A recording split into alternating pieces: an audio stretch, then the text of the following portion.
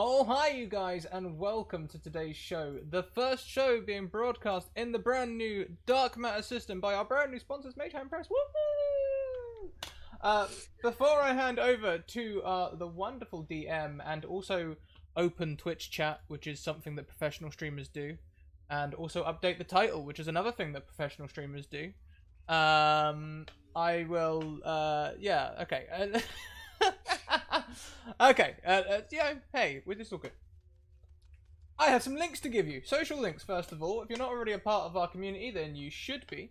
Get in the Discord. It's a wonderful, inclusive, safe space where you can come and talk about D&D and all the other wonderful things that you want to talk about. And if you want to get into a game very much like this, then you should get me a DM on Twitter, and we will get you in a game. Scratchface is indeed naked. The eyebrows made it. YouTube. I wonder, is Dark Matter in the game categories? Is that in there? YouTube, we're catching up on. Oh, Dark Matter is in there. Sweet. What's today's title, Alice? Put you on the spot. Argo 37. I can't give away too much just yet. We're going into a new thing. Argo 37. Do you know what? I'm gonna make the title just Dark Matter. Yeah, let's go for that. Yeah, title Dark Matter. We're great. We're great. Yep. Cool. So what else we got? We're full time, as you can tell from our professional demeanor in the way that we open Zoom Twitch chats and update titles. So we rely on your support. We have a Patreon. We also have merchandise. But there are other ways you can support us as well, including supporting our sponsors. And most prominent of those today is indeed Mage Hand Press, whose links are there below. You can find a free 30-page review. You can also find the pre-order and all the other great information down there. And we will be playing in that system today. Lister has found a whole lot of new toys. And our other sponsor is Bird in the Storm Publishing, who will be creating content in the new year for us, and also take part in a lot of our streams. You might recognize Jay and Toolschool and Bird. You did that yesterday, Alice, and I did that yesterday. I keep saying Jay and I mocked you for it. Same person. And now here we are. How the tables do turn. So lastly, from me, we have a tweet today, and every 10 retweets will give us a wild magic surge. Alice, I butchered that. It's up to you to save the stream. Right. Okay. Hi everyone.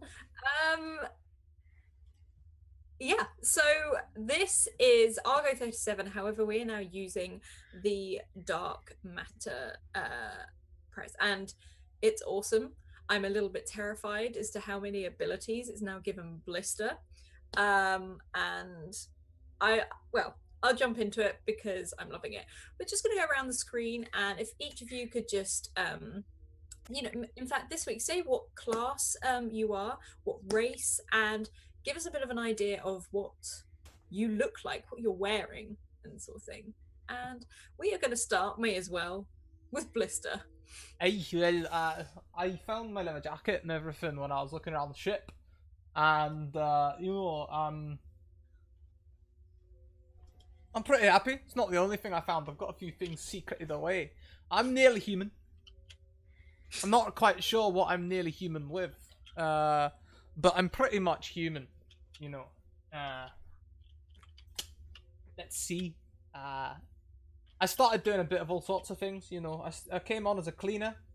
And to be honest, I think I actually made the place dirtier. So then I tried being in the ship's band, and that didn't work out so well either. And then I took on this whole guardsman thing, but they kept trying to teach me magic, and I don't know why they're trying to teach me magic all the time. But hey, I picked up some of it, I think, especially some of the stuff to do with music. So that's where I am right now, and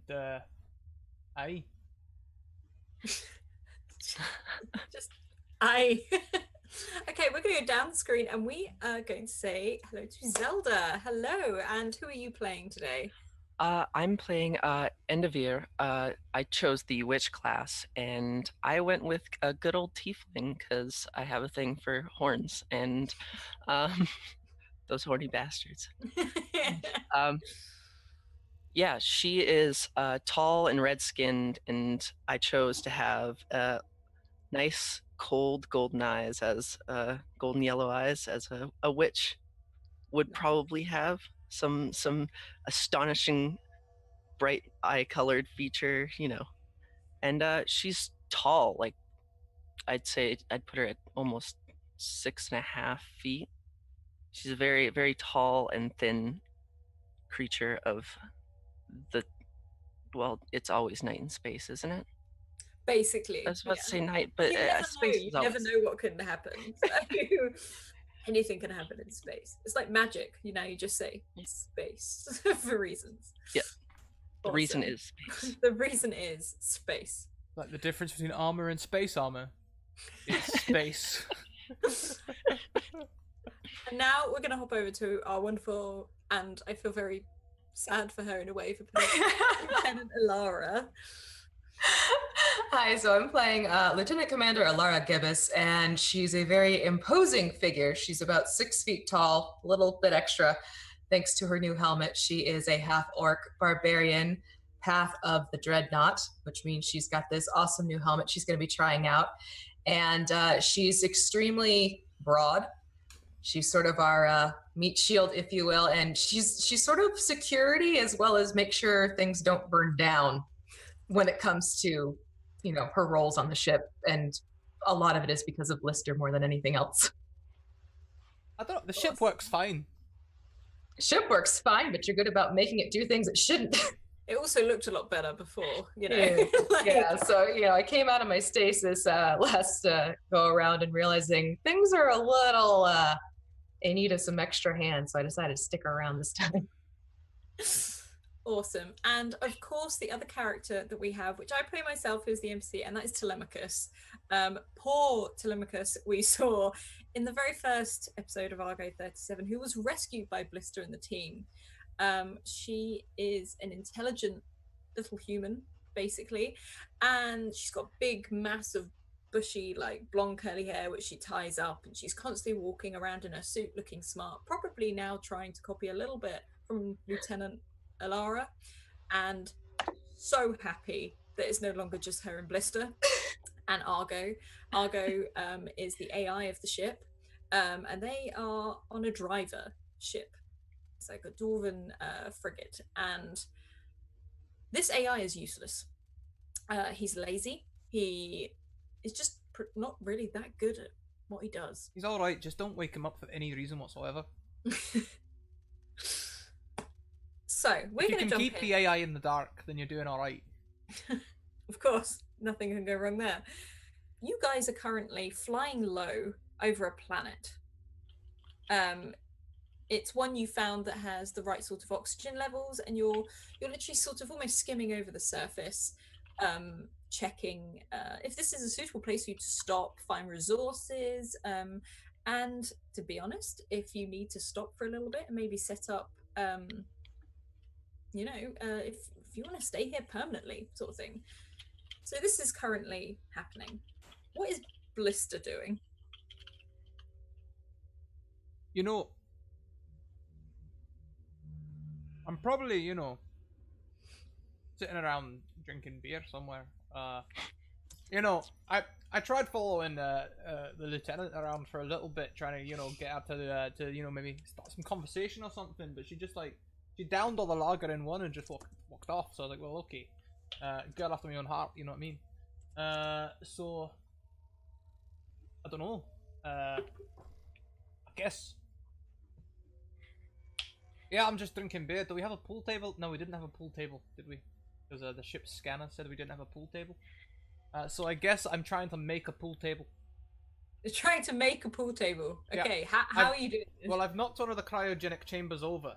You know, one of the ones with one of the like scientists in or something. No one will miss. I've knocked it over, and I'm trying to set up pockets on the side with a power drill. Okay, so as you're doing this, Alara, I wouldn't necessarily say that you have. Would you react to these sorts of noises now, or are you literally like, it's Blister, leave him to do whatever? At this point, it's like white noise. It's just another sound happening in the ship, and it's more like as long as something isn't going off alarm-wise, I'm not smelling smoke, or he's not running, saying something gibberish-wise, but I can tell he's panicked, I kind of just let it go over my head. Awesome. Okay. You've probably got Telemachus, who's wandering around the ship. She's quite independent. She's wandering around doing some, I guess you might have given her some jobs and teach her how to monitor the ship and some other bits like that. But Blister, your beer finishes. You drain the last two drops. That I do, yeah. Finished it off. Wait, hang a minute, you mean all of the beer? The ones you have nearby, yeah. Oh, I thought you meant the cryogenic chambers. Well, then I guess I'll have to head back to the cryogenic chamber and go and see if I can find myself another beer. Okay. You can't run out of beer. Like, when you're working, you know, it's a nice hot space day. And, you know, when you're working on a space day, you gotta have beer with you, otherwise, you know, what's the point? You can't waste all that synthetic light, you know, tanning your skin without beer. Right. Okay. So you head over to the cryo chamber. You heading straight to the ones with the beer in, or? Well, yeah, of course I am. Yeah, I know exactly which ones they are. I'm gonna also be looking out for anyone who looks like they might not make it, because that's another fridge. Okay. Everyone seems fine. You'd but think as they you were like get frozen to- or something in time. You get to the end where your fridge is, your beer fridge is. There are no beers in it. In fact, it's full of paired up socks. I'm going to open the fridge or the cryogenic chamber, either. 222, full power. Open you come. I'm going to step in. I'm going to start moving the socks, looking for the beer, which must be underneath, of course. There is no beer here. The beer is gone. I'm going to summon my magic mic. Hello, Lieutenant Alara. Lieutenant Alara, booming. If you've got any sort of communications very near you, it's booming out of the speech. What do you want now? Have you seen where all the beer's gone? Usually in your body. No, I mean all the ones in the cryogenic chamber. Didn't you drink them all? No, there's just a lot of paired socks in here. Pair of what? Paired socks. How much did you drink? I've hardly just started. I was making a pool table. Again, how much did you drink? I've hardly drunk anything. Wait, is it day or night? You do realize you just asked that and we're floating in outer space. Alright, is it synthetic day or synthetic night? Synthetic day. Good. Yeah, no, I haven't just started then. I literally only woke up a couple of On a hours ago. scale of blister comprehensive or blister gone loco? Hang on. How close are we? Z, Y, X, W, V, U, T, C. I'm not C. trying to pull you over for driving your vehicle too quickly. I'm trying to figure out how drunk you are. Ah. No, I don't think I'm that drunk. But there are socks in one of the chambers. Come and look for yourself. You hear her sigh and like mutter, and then it just clicks off. And after a few minutes, you're gonna hear like this very heavy footfall coming down the hallway. And you still hear the muttering kind of carrying on as she walks in. I won't whistle because whistling doesn't pick up very well, but Blister is whistling the tune of There She Goes. Even better. So Alara walks in and she kind of looks at Blister and then looks at the chamber. When did you do this? I didn't do it. I came here to go and grab another beer because I'm making that pool table back there. You can probably see a cryogenic chamber that's been knocked over and holes have started being drilled into it. I'm not even going to ask who is in that. Oh, don't worry. It was someone we didn't need. And I just came over to grab another beer, and that's just paired socks. Look, I'm still sober enough to operate a power drill. She takes the power drill. Power drill kind of gets tucked to the side and like purposely high out of his reach. Looking at these socks, are these socks that we've like standard issue? These are your socks. These are his socks. These are a variety of socks from probably crew members. Some have been stored away. When did you get my socks? Now, look, you can accuse me of a lot of things, alright, but I have not been rifling around in your drawers. You better not be. Whose socks are those? I don't know.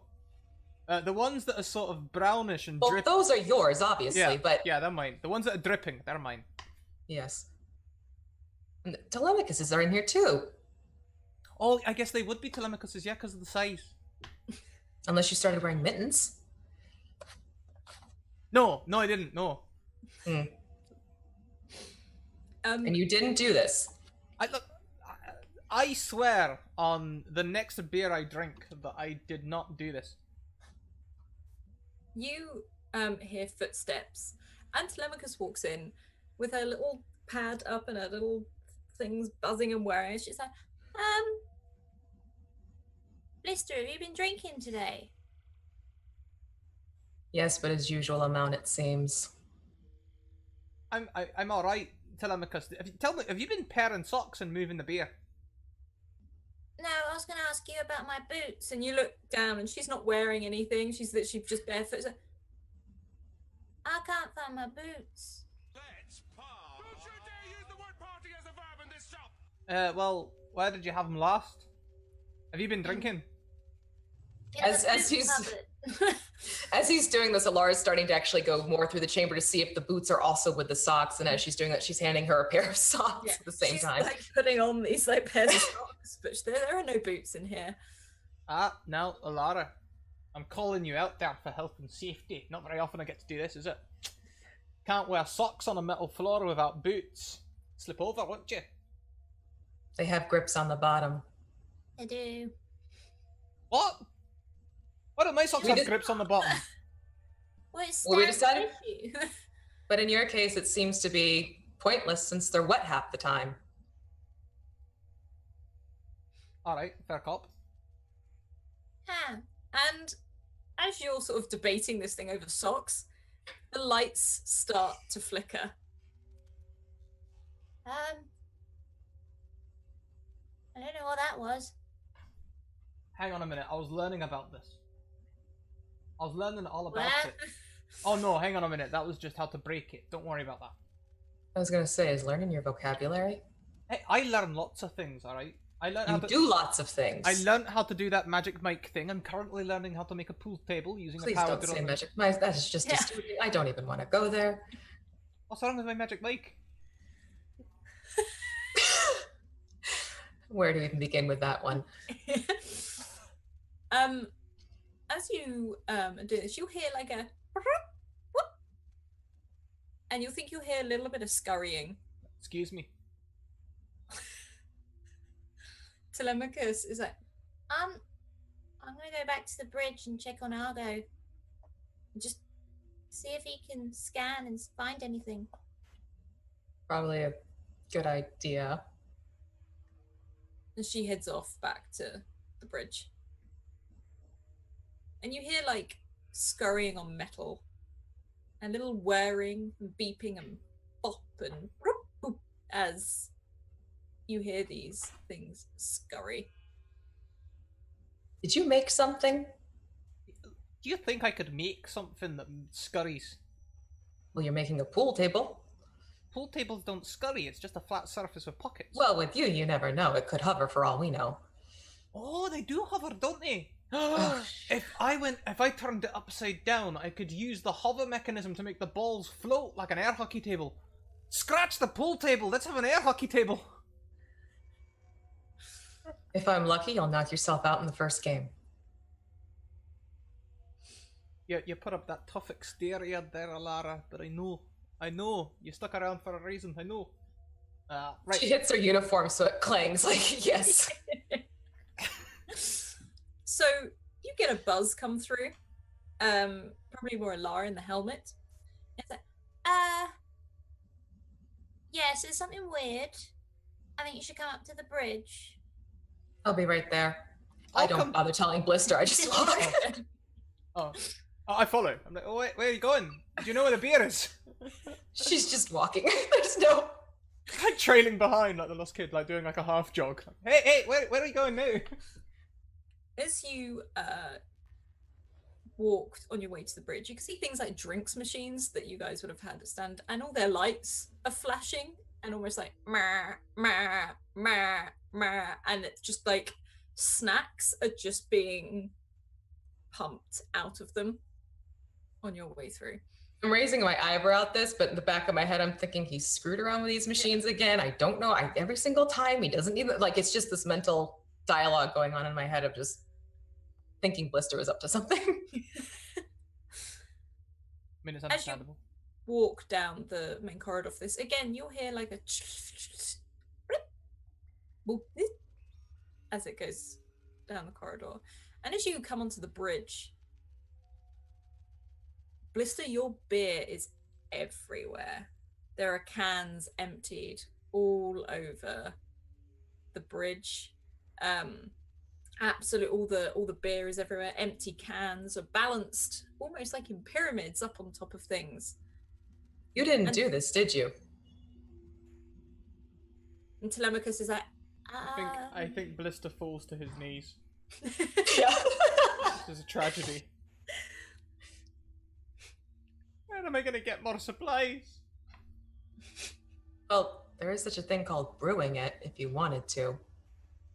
Meanwhile, I'm looking around and it's definitely registered at this point. This was not Blister's doing because no way would he have done this to his Wasted precious the beer. beer. And Telemachus, you can see, is just sort of trying to step over some of the bits. There's some other things, like other equipment that's been upturned, but deliberately placed upside down in some places. Blister's gonna take a straw from his pocket and just start going along the floor, like. Again, it's like completely ignoring the behavior because it's sort of like to be expected. Telemachus, this isn't what the bridge looked like when you left minutes ago, was it? No. Also, that beer might be a bit chewy because there's other stuff on the floor. Going, Telemachus looks up, she's like, that's not the only thing. And she's like, Argo! And the screen pops down and the regular, it's like spray paint has gone all over Argo. And he's like, I can't see a damn thing. What have you done? Like, and he's just all over the place. And the screen starts spinning as if it's trying to look around. And she's like, oh, Argo, like, trying to calm him down. I like stop him mid spin and I start trying to wipe it away. Does it come off at all, or is it like completely dried on? It comes off. It smears quite a bit, but you can start to wipe it off. And he's just like, oh, that's better. Slightly. And then he looks at Blister and is like, I swear to you, if you do this again, I'll shut down all the fridges of your beer. Believe it or not, I don't think it was him. Blister's currently choking because one of them chewy bits don't go through straws too well, so it went really hard and he sucked really hard to try and get the beer through, and then it I'm like smacking him on the back. Can you roll for medicine to try and not choke on this, please? roll for me. Oh wow, okay. Yeah. Well, fortunately I excel in medicine. Of course. Straight 9. Straight 9. Okay, it's not too bad. You're sort of coughing and spluttering. You can feel it really lodged in your throat, but Alara just gives you like the heartiest smack on the back and Aye. you seem to be okay. Yeah, mild bruising, but at least it's out. Got it. Thank you, Alara. I knew you cared. Put a sock over it so you have a filter on your straw. Yeah, that's not a bad idea. I'm gonna grab one of Telemachus's socks and put it over my. What, over like the one that's on her feet? Oh, she's like. There's an right image. now, unless you took them. I'll just stick a sock over the end and I'm just sucking as hard as I can. Okay, I do not. I'll let you do that. So, as this happens, you hear again this whirring, beeping, bopping, and clicking, and this on the top of the, I guess the main panel. This weird little creature or robot jumps up. There's one wheel. It seems to be balancing on, rolling backwards and forwards. It's pretty square. It's got two little, like tiny little screens, which you guess is its eyes, because with the light, it looks like it's blinking at you. And it whirs and just goes. Boop. I go to grab it. Can you make a sleight of hand, please? Sure.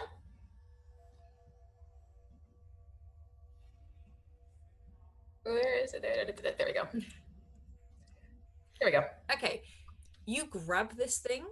As you do that,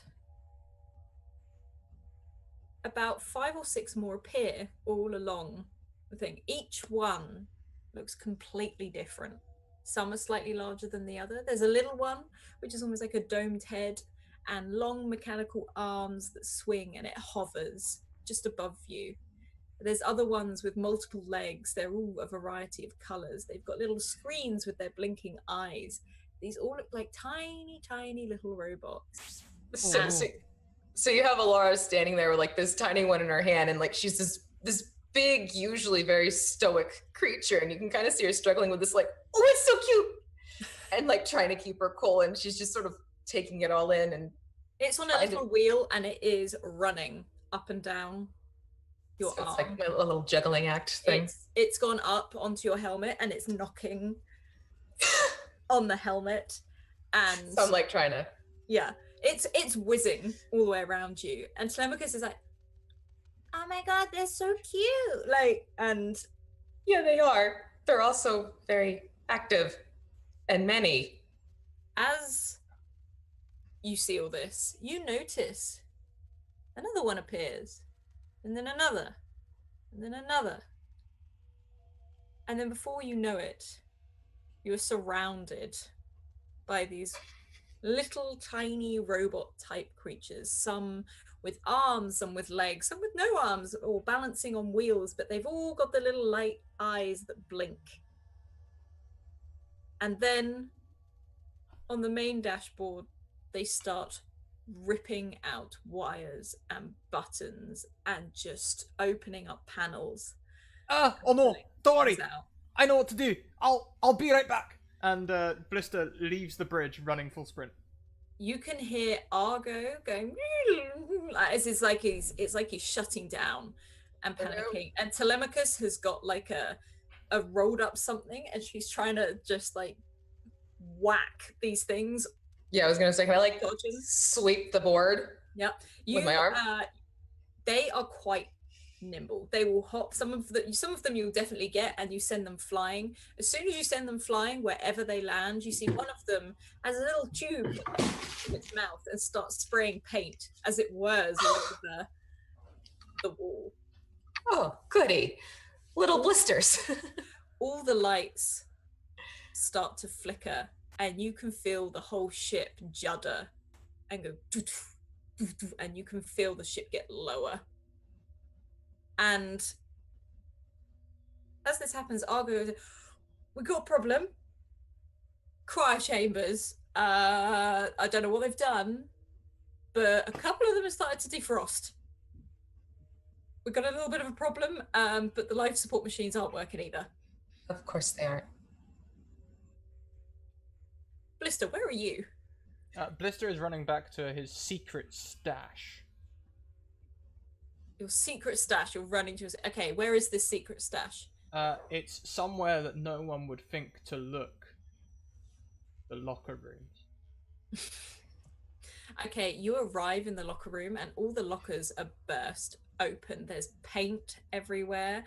Things are dented. There are broken wires. It looks like there's something that maybe something has taken a book and just walked and shredded it on the way around. All your beer cans have been opened, and they are rolling on the floor and fizzing. Some of them have holes in them, and they're sort of fizzing out of them. Yeah, no, I run straight to a locker unit, which I grab with both hands, and I pull aside, revealing what looks like a dark matter engine, which I pick up with two hands and place on my body. What looks like a dark... Is it an actual dark matter engine, or it's not? No, it's not. This would be Okay. a singularity emitter. Okay. Because the dark matter engine is not in the locker room. I know, This- I know. Hey, This runs on dark matter. hang on, let me find the official documentation. grab it up quick. Is the locker room too near the cryo chamber? Are you walking past the cryo chamber? No, I will be avoiding the cryo chamber. I don't want to go down there and relive the memories of all the beer. Okay. Well, as this happens, in the cryo chamber, someone starts to wake up. And this is you, Zelda. This is Endovir, as you feel almost like you feel very cold all of a sudden. And your door springs open.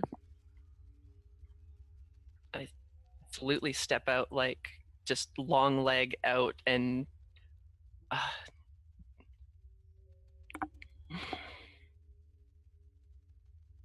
always hate the first 24 hours after cryo. Where are we? And I just look around and You kind of make... see a lot of chaos. There seems to be a lot of socks everywhere. There's some paint on the ceiling as you wake up, and it looks like someone's tried to make a makeshift pool table out of another cryo chamber at the end of the room. Do I know? I don't know how long I've been... You don't know Cryo how for. long you've been cryo for. The other thing is you knew you probably weren't supposed to be woken up until you'd landed somewhere. So this is what has become of the crew. I guess I need to go straighten things out. I will walk. If I know the place, I will be walking to the bridge, like the main area. On your way up to the bridge, everything electronical is buzzing and whirring. And can you please make me a dexterity check, just straight up dexterity, because your legs are a bit wobbly, and also this ship for some reason is being thrown about and you can feel it dropping.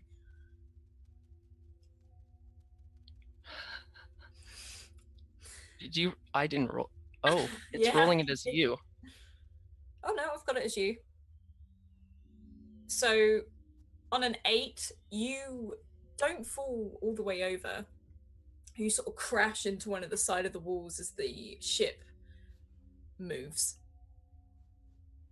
Okay. And you can see the door ahead of you.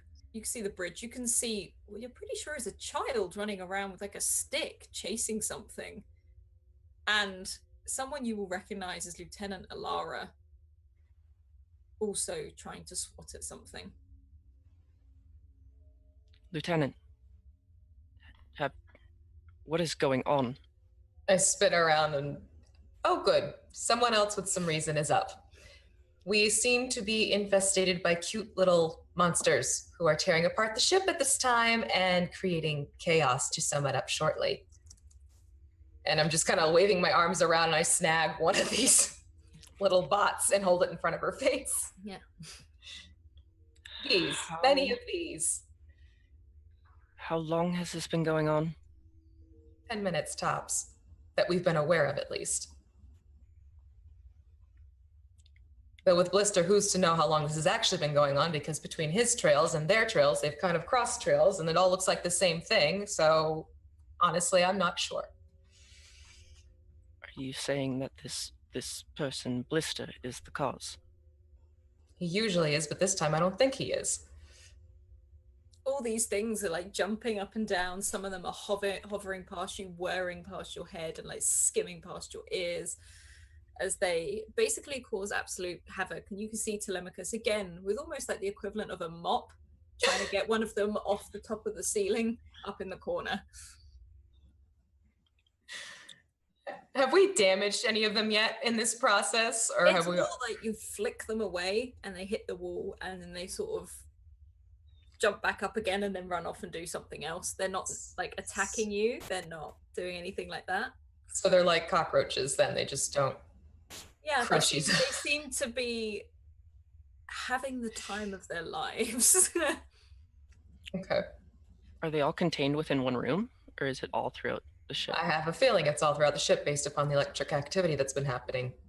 And as that happens, can you both make a dexterity save as you have a massive blackout before the lights flicker back on again and the ship jolts closer to the earth? Okay. Okay, so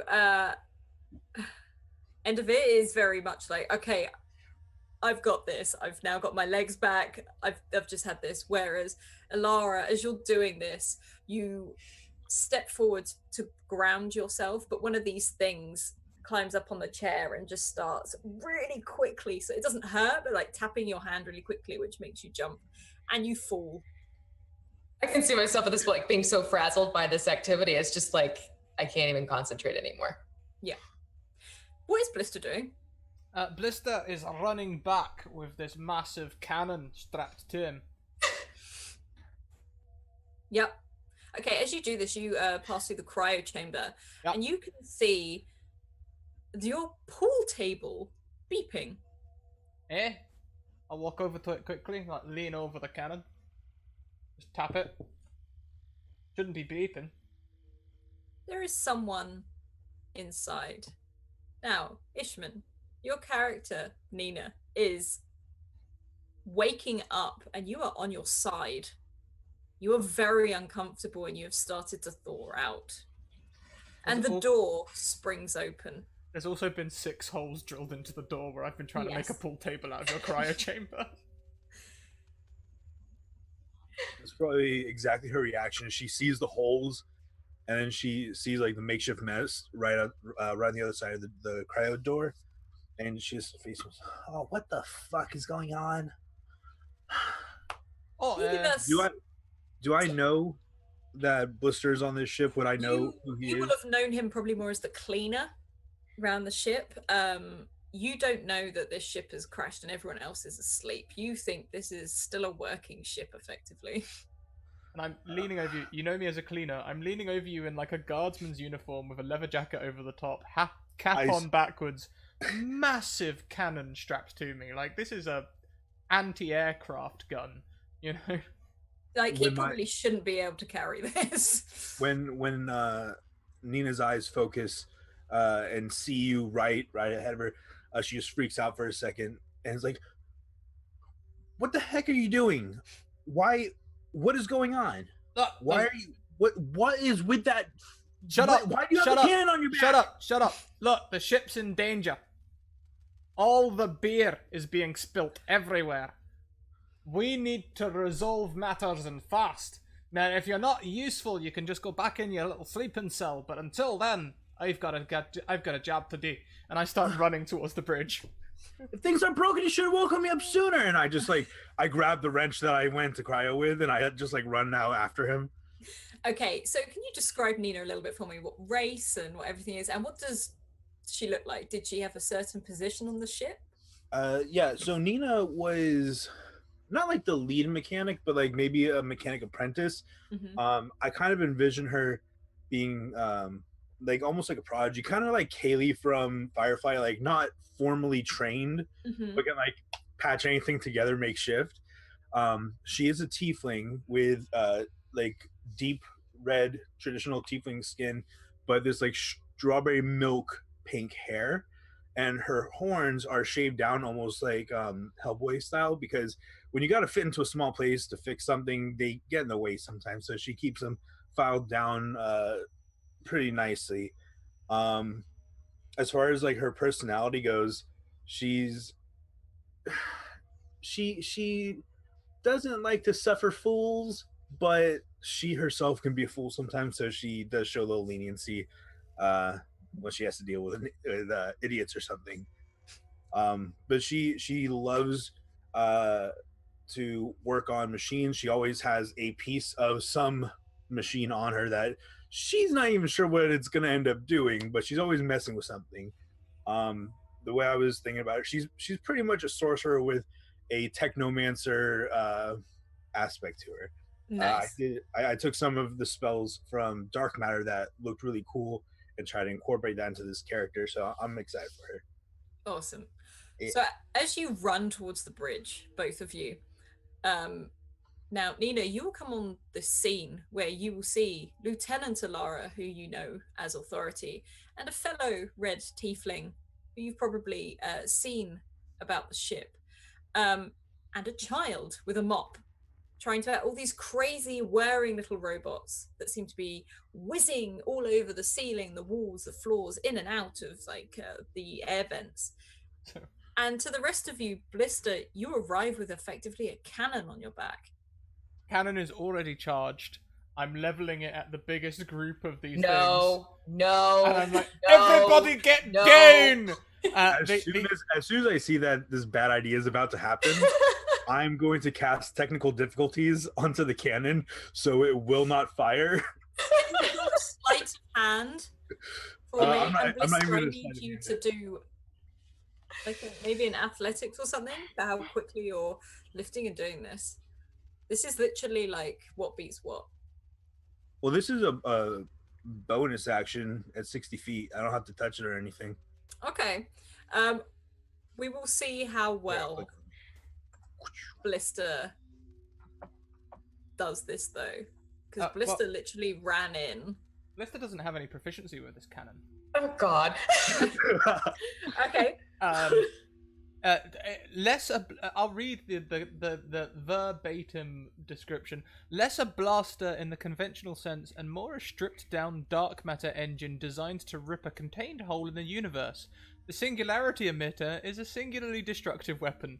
After being fired, however, the weapon must cool down, venting exceptional amounts of heat to maintain a stable dark matter core. Do you know what? I'm going to say you shoot this. Oh boy.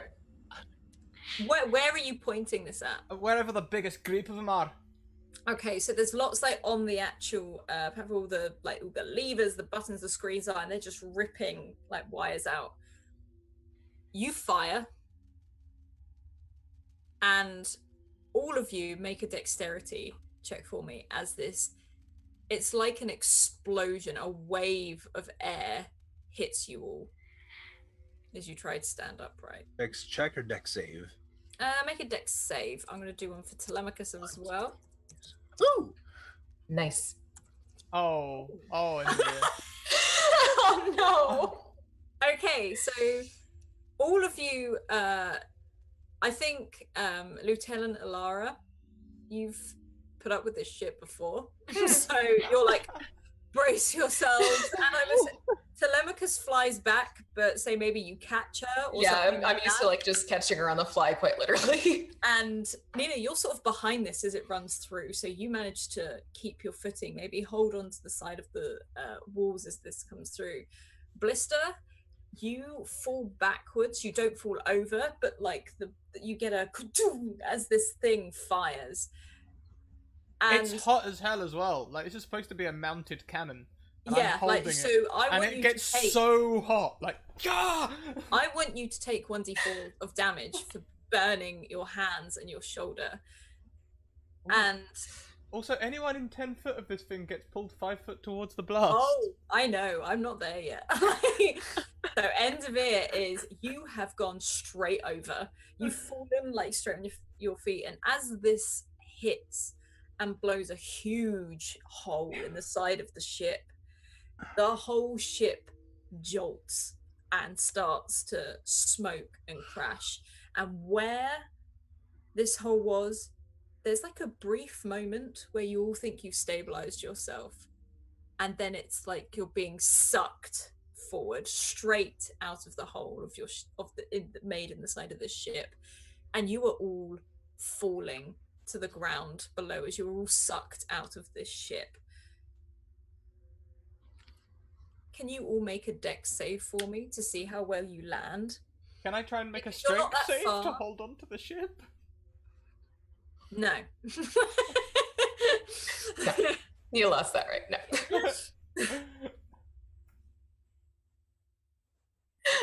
I'm gonna roll for Telemachus as well. Oh, okay. no. So, as you're all sucked out, Alara, you are sucked out, and you sort as you reach, you're sort of flying backwards through this space in the ship, and you let go of Telemachus as Telemachus reaches out for you. As Telemachus flies forward, however, Enderveer crashes into her, and they both go spiraling out of this hole. And Blister, you just weren't ready for this at all. It's like your feet were scooped up from underneath you as you were dragged again out of this hole. And Nina, I don't know, like, I feel like you've almost like skydived like out of this. I kind of have a little bit of fun with it, yeah. And you guys all take 1d4 damage as you come crashing onto the ground, sort of in like almost like a tuck and roll type. You're not too far off the ground, but my god.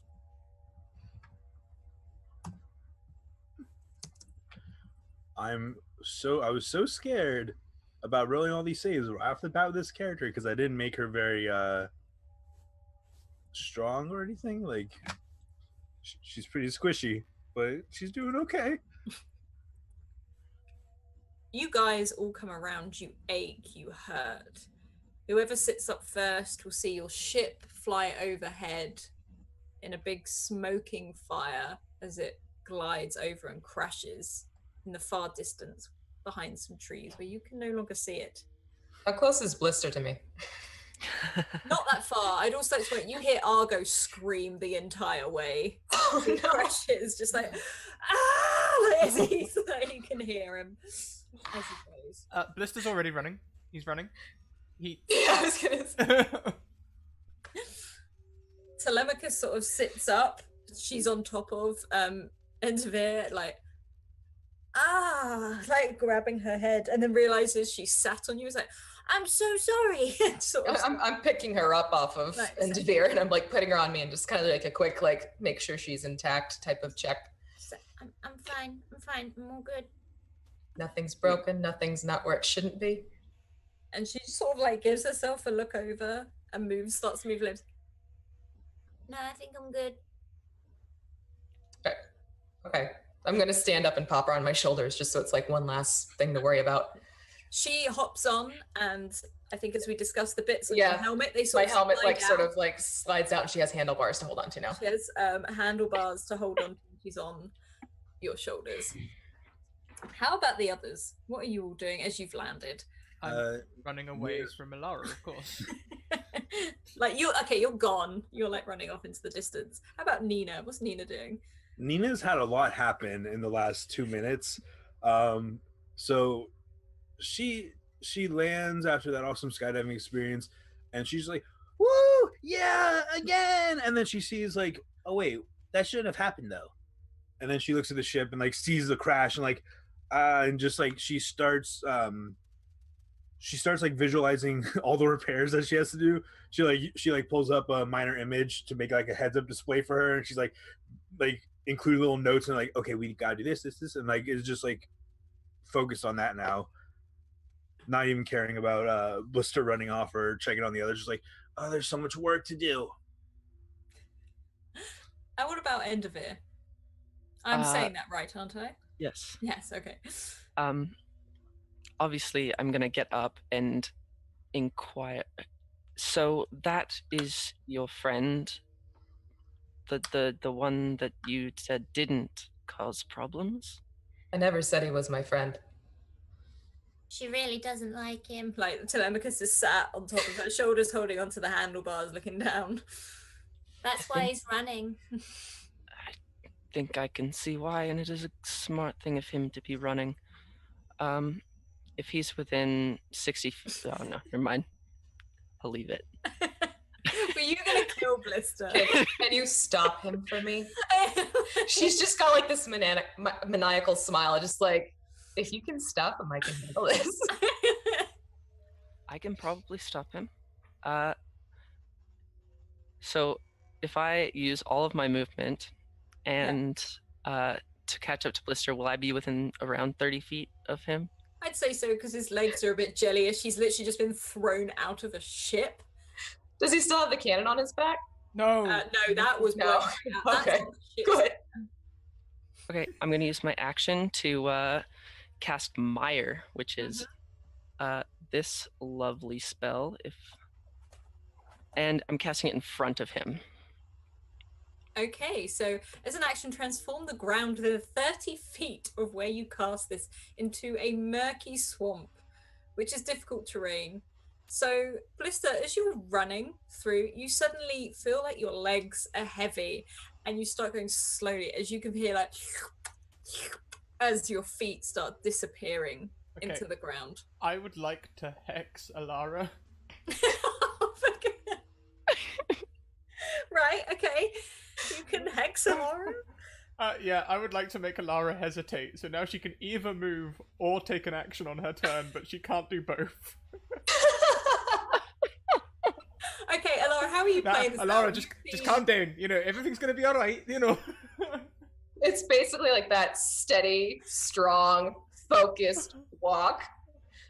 And I'm just walking towards him. Like it's like the visor has gone down on the helmet. It's starting to glow a light red around the edges. So you can't see her facial expression anymore, but you can tell by her body language. Mama's not happy right now. Okay. So So basically, I'll Right, move as over close to him as I can get, and then just kind of like glare at him through this visored face. Telemachus is like leaning over, just looking at what's going on.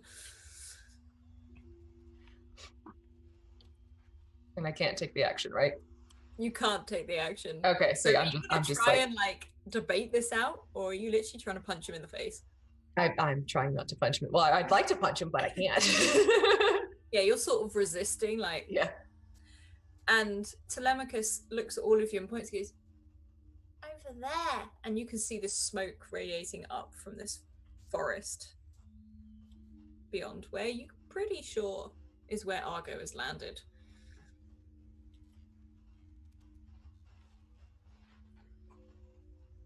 Can I inspect the area around us for bits of like wire and machinery? I want to try and build something impromptu. There's not really much other than just normal scrap metal from where the blast was, and it's been blown sort of outside. You can see some broken of these like little robots. Things like. In fact, what if you make a history check? Do you know what this is? You've been in space, so I think some of you might know what this is. Now I do have a question. Alara does not know. On the background I chose, I also took that from the extra stuff that Scrat gave us. Mm-hmm. And it said that I got proficiency with, I think, technology and data. Mm-hmm. Okay, so I tell you what, roll your history almost like with advantage, because you'll have like an idea about technology. So we'll take your advantage on that.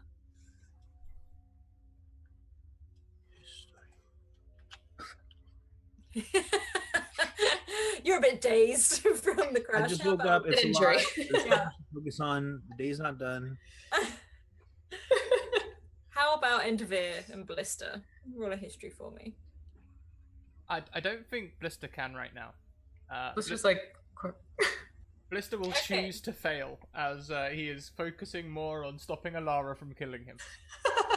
At the most, Nina will know that these weird little robot thingies, they're called Wizmos. And basically they are creatures of chaos. And that is all you know. Did I, by any chance, build a couple of these? Because I Oh, build no. a lot of very bad. This is nothing that has been built by a person. Okay. Do I see them moving, or are they kind of like dead now? The two that have sort of fallen out of the ship with you are crushed completely. They've sort of been, yeah. Can I there's not much scrap to- them? I just want to try to Yeah. make like radio receivers. Yeah, you can have a look and pick up all like a lot of it's all bent up and broken. And I'll use like little bits of wires and stuff I have on my own person. Mhm. Do you want me to roll a tinker check or something? I want to I try to was gonna basically make say, like roll- headsets yes. for everybody. I have tinker's tools and mechanist tools. Yeah, just give me like a roll of sleight of hand because they're quite small and fiddly. And add my proficiency to it. Yeah, go for it. Tweeter of Vecna donates so that the Wizmos imprint onto Blister. Mama. Yes! I saw that too. That was awesome. Okay, so neither you nat 20, you make these little radios or something like that. They look terrible, but they work. They're sort of all put together out of dead Wizmos, basically, which sounds really horrific. But as you do this, as you look around, you take a moment to see where you guys are. And this planet is green. Like this planet is very green. Like there is so much life going on right now. There's trees that reach up into the sky, and you just hear birds and bugs and like cicadas, that sort of thing. You can hear it everywhere. The grass is long, and you can see lots of white, almost like spores that have sat on top of the grass, and they are glowing. There are lots of vines that are weaving through the grass itself with like covered in flowers, like purple, pink, yellow, white, like they're all from the same vine. And it just smells very fresh here. Like you've been basically living off circulated oxygen for so long. This feels like you could breathe in a full lung of air and just amazing sort of thing. All right, my visor's gonna go up. And I'm gonna take a deep breath. And I'm gonna lean over and I'm going to pick up Blister from the mire. Yep. Now, Alara, I'm holding him by the back and I'm just gonna be like, don't do that again.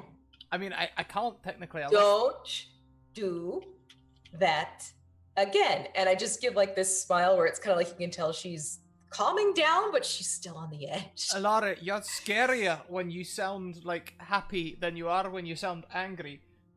Then don't make me happy. Oh, well, now that's just a really confusing command. Like, do you want me to be really annoying? Like, is that what you're asking me to do? Is that how? Don't do that again.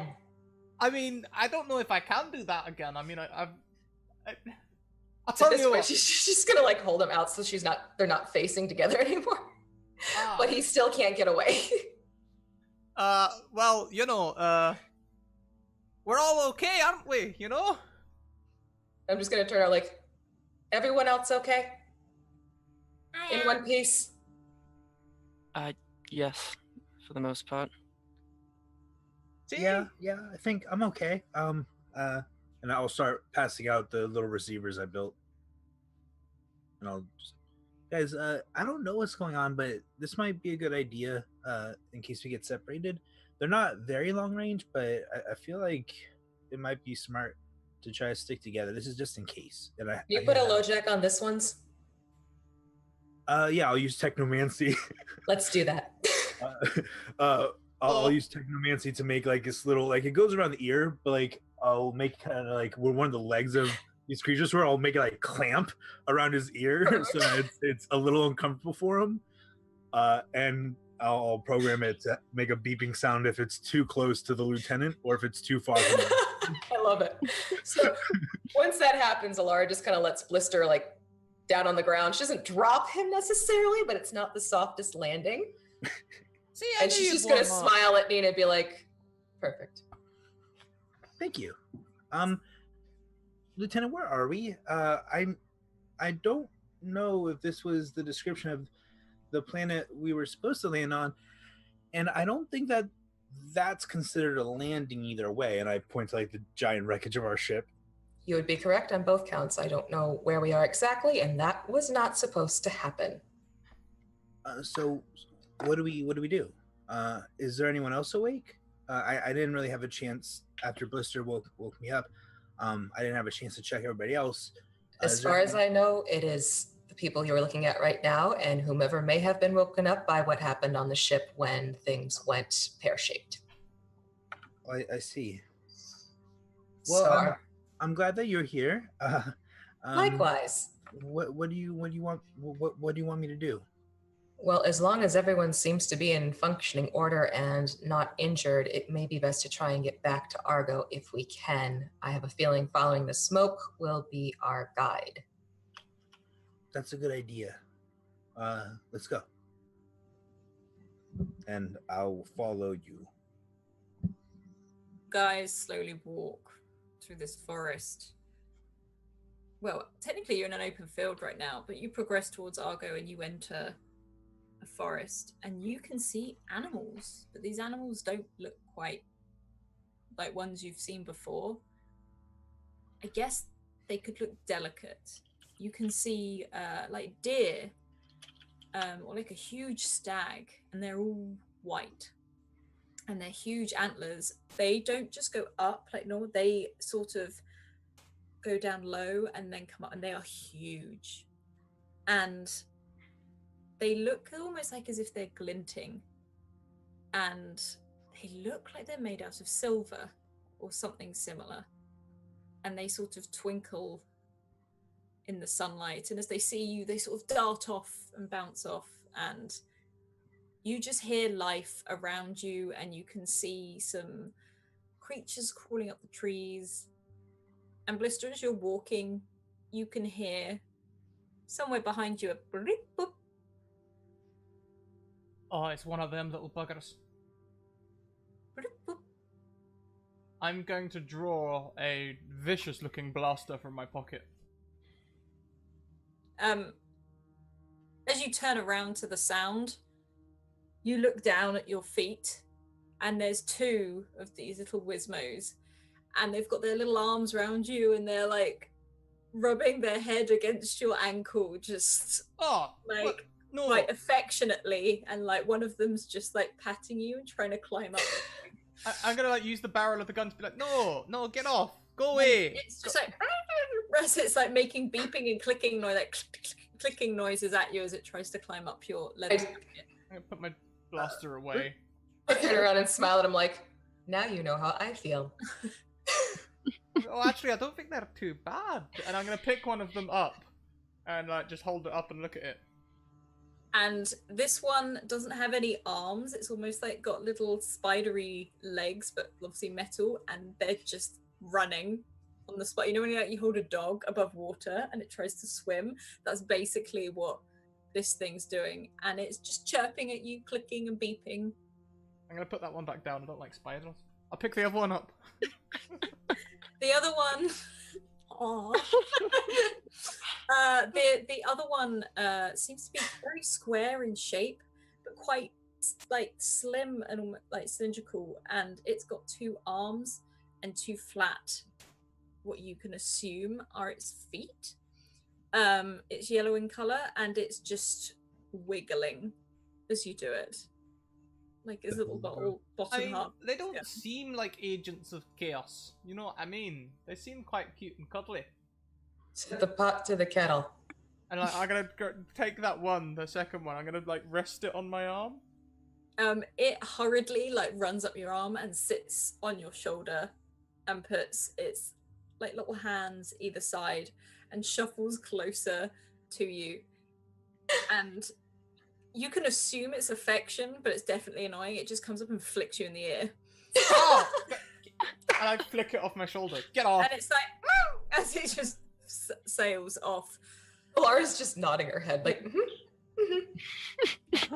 As you continue to walk on, there's like 3 or 4 of these, and they will start following. You can see it's almost like a mother duck thing. There's like a trail of them following Blister right now. Oh, what? Oh, Blister, no. are these yours? No, they've got nothing to do with me. I've never seen them before in my life. just let them occupy him. It's better this way, trust me. I'm gonna lean over to Nina, but if we need these for anything, do you think they could be of use? Can they be of use? Probably in the fact that you could make cogs out of them, but otherwise it doesn't seem to They be. might be handy to keep around, you know, just in case we need repair materials. Some Worst of them, case scenario. yeah. I mean, some of them came in useful already, so. Noted. We'll tolerate them and their daddy. So you I guys just give like a look of like to Blister. Look, you lot get away. Get away. like every time you flick them away, they jump back up and they just start like running. At this point, I put my visor down, and it's not from anger. I'm actually like trying to hide the fact I am starting to crack up, and probably only Telemachus can tell that I'm laughing because she's like shaking on my shoulders. And she's like smiling and like looking back, and she sort of looks over at Enderveer as well, like, and Enderveer can see her really trying not to laugh. But as you guys keep walking, the grass gets longer, the forest gets denser, and you see houses, like standard built log cabin style houses, but they look like they've been left a long old time. Some of them are collapsed in on themselves, and they're overgrown. And you come up to a lake, and it's almost like it's got like a muddy shoreline, just like a thing around there. And there's what looks like maybe once it was a boathouse or something. And you can see on the roof a couple of the planks have fallen in, and it's flooded. And you can see some boats, like little rowboats. One of them is definitely sunk. Should we go investigate? I mean, currently we are without ship.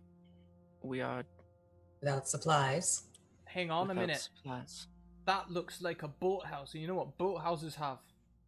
Not beer. Beer fridges. You can't go out on the lake without beer. Let's go. Would you not go away? And they just, you notice the number seems to have added to. You've got about 6 of these following you now.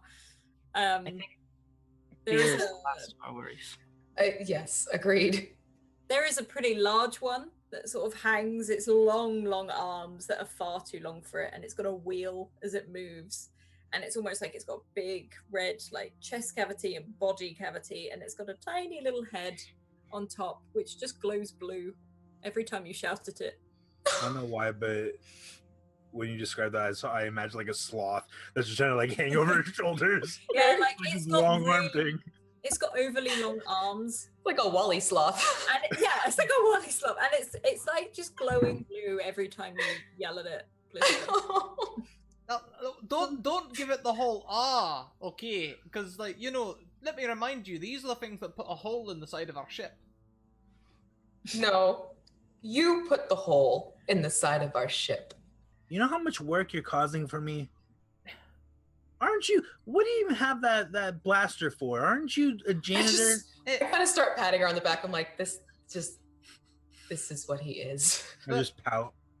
Don't you start talking to me about work, alright? I've been working for months. Alright, you're just a jump. Making a pool table doesn't count. It may Well, count in this your head, but is for us, the- it doesn't count. This is the pool table, Lara. This is just a jumped up pool table telling me that I've been giving it lots of work. How have you stayed alive so long? Beer. I have been questioning that every single day since I decided to stay up. And at this point, I turn on my heels and I like start walking a little bit closer to the houses. Yeah. Can I do a perception check to see if there like might be anything sort of? Yeah, if you want a perception check for me. Okay. Can I assist her? You can both roll a perception check. That Okay. works too. Yuki. 17. Nina, you see nothing.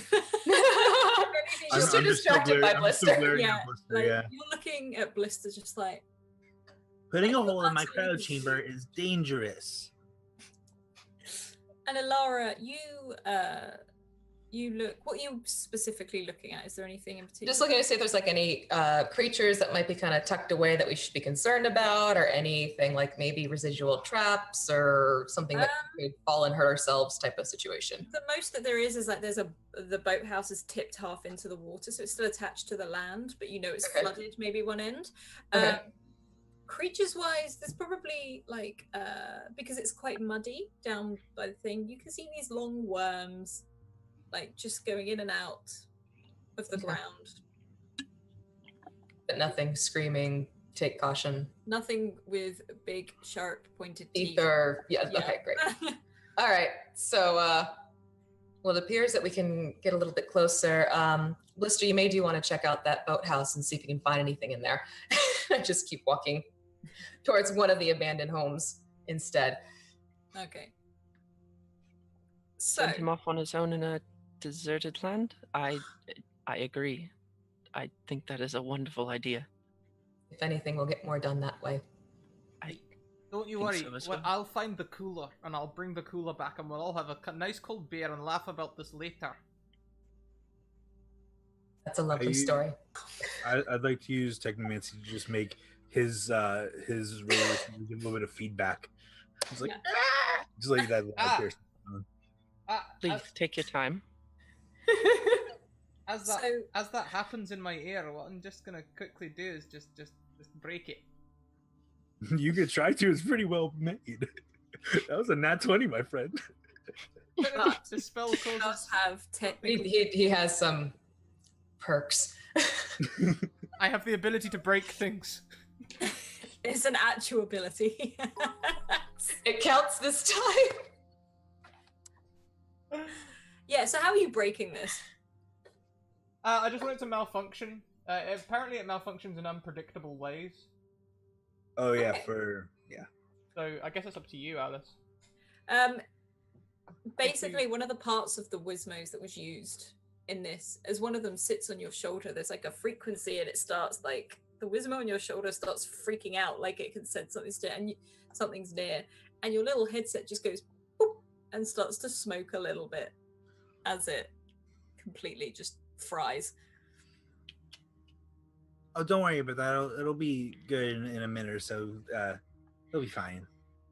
Thank you very much to Eresevad, who donates an advantage to the wonderful Alara. Hey. Okay, so Blister, where are you going? That boathouse has got to be beer in there, and maybe I can give these things the slip. Okay, so you head towards the boathouse. You can see. Are you going into the boathouse or are you stood outside? No, I'm gonna go in. Because I Okay, gotta find you the go into cooler. the boathouse and it's pretty empty. The ground itself is actually like the dirt outside. It looks like something is broken here, or whatever, and half of it is submerged. And there's not really anything in this house. There's a broken table, some upturned stuff. Broken pool table. There is no broken pool table. Okay. These little Wizmos come running in as you do, and the one with the long arms, you can see on the ground these worms that were outside they're sort of coming in and out of the ground, and one of the Wizmos, as it gets closer, is just slapping at it to try and get it to go away and get hold of it. I'll let that carry on. There's nothing in here at all. As you look around, you feel something underneath you as these worms come up from underneath the ground and basically close over your feet. No. I'm gonna take my arc baton and just be like, no, get off. I'm gonna take it from my belt. Something that was gifted to me as a guard of the ship. Okay, so you guys, you hear this. You'll hear him in there. And what are you saying? What do they hear, Blister? Actually, that's a good point. So, actually, I think Magic Mike is a bonus action. So what I'll do is you've just given everyone comms devices, right? So every yours does work at this point, by the way. Yeah, whatever. I've got this ability that any comms device within 10 miles can be heard my voice too loud booming when I use this cantrip, Magic Mike. Which I will use. I'll just be like, "Hey, there's worms! There's worms in the floor!" And they're slowly wrapping around your ankles. And the little Wizmos around by your ankles trying to whack these things, trying to pull them off you. Well, I'm shouting in all your ears. If you've got that little ear... I rub my head. Lieutenant, can I just turn his off and can we leave him, please? It's tempting, isn't it? And she still has this smile on her face. How is one man so destructive? I don't know. I keep him around in case we need a special weapon. He might be it. It almost might be better for all of our sanity to get rid of the comms devices. All over my feet! And like she hears this and like the visor goes down and you hear her screaming, but because Telemachus is on her shoulders, the profanity is not heard. Telemachus is just sat there like waiting. She's got her little thing out, she's scanning everything with, just checking for life, or is it? And she holds up, goes, "There's a lot of things in the cabin with him. Life form." The visor will go back up, so he actually is in trouble. Yeah? It's kind of weird. They're like long lines everywhere picking What? up. I'm gonna have to drop the line. I need both hands to fight. At this point, I'm ripping the device. Yeah, you can do that. And Telemachus is just like, It's like those. and she points down to the worms that are down on the bank as they go in and out of the ground. At this point, it's like almost like a defeated sigh, like, let's go see what he's gotten himself into. And I'll just start moving towards there. I'll, Okay. I'll I'm gonna tap be- the button on my comms device and use Magic Mike to. We're on our way, asshole. I love it. You guys head into this like boathouse, and you can see, so Blister, these worms have started working their way up your legs as they're slowly Yeah, I've got my around you. arc baton in one hand. I've got my butter knife in the other, and I'm trying to get them off. I can make some attacks if you like. I was gonna say, so what are the others doing? Are you helping? Are you watching? Can I take my phaser and try and like shoot one of them wrapped around his leg? You can. As you do this, it makes a really horrible screeching sound and falls back onto the ground. Could you all please roll initiative? Icky.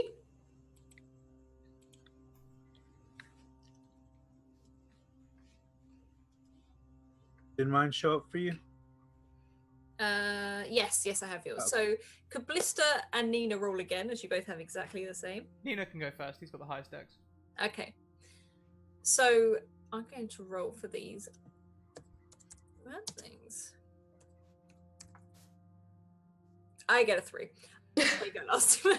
So as this is happening, you see they're really tiny. Like there seems to be more sort of that there's hundreds and hundreds of them wrapping around themselves, if anything.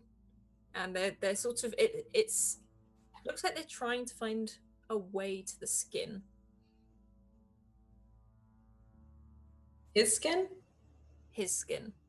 However, you have just shot one, and all these little things start, some sort of branch off of him and start moving towards Alara. And Telemachus is sort of squealing a little bit. She's like, oh, like she doesn't like worms or anything.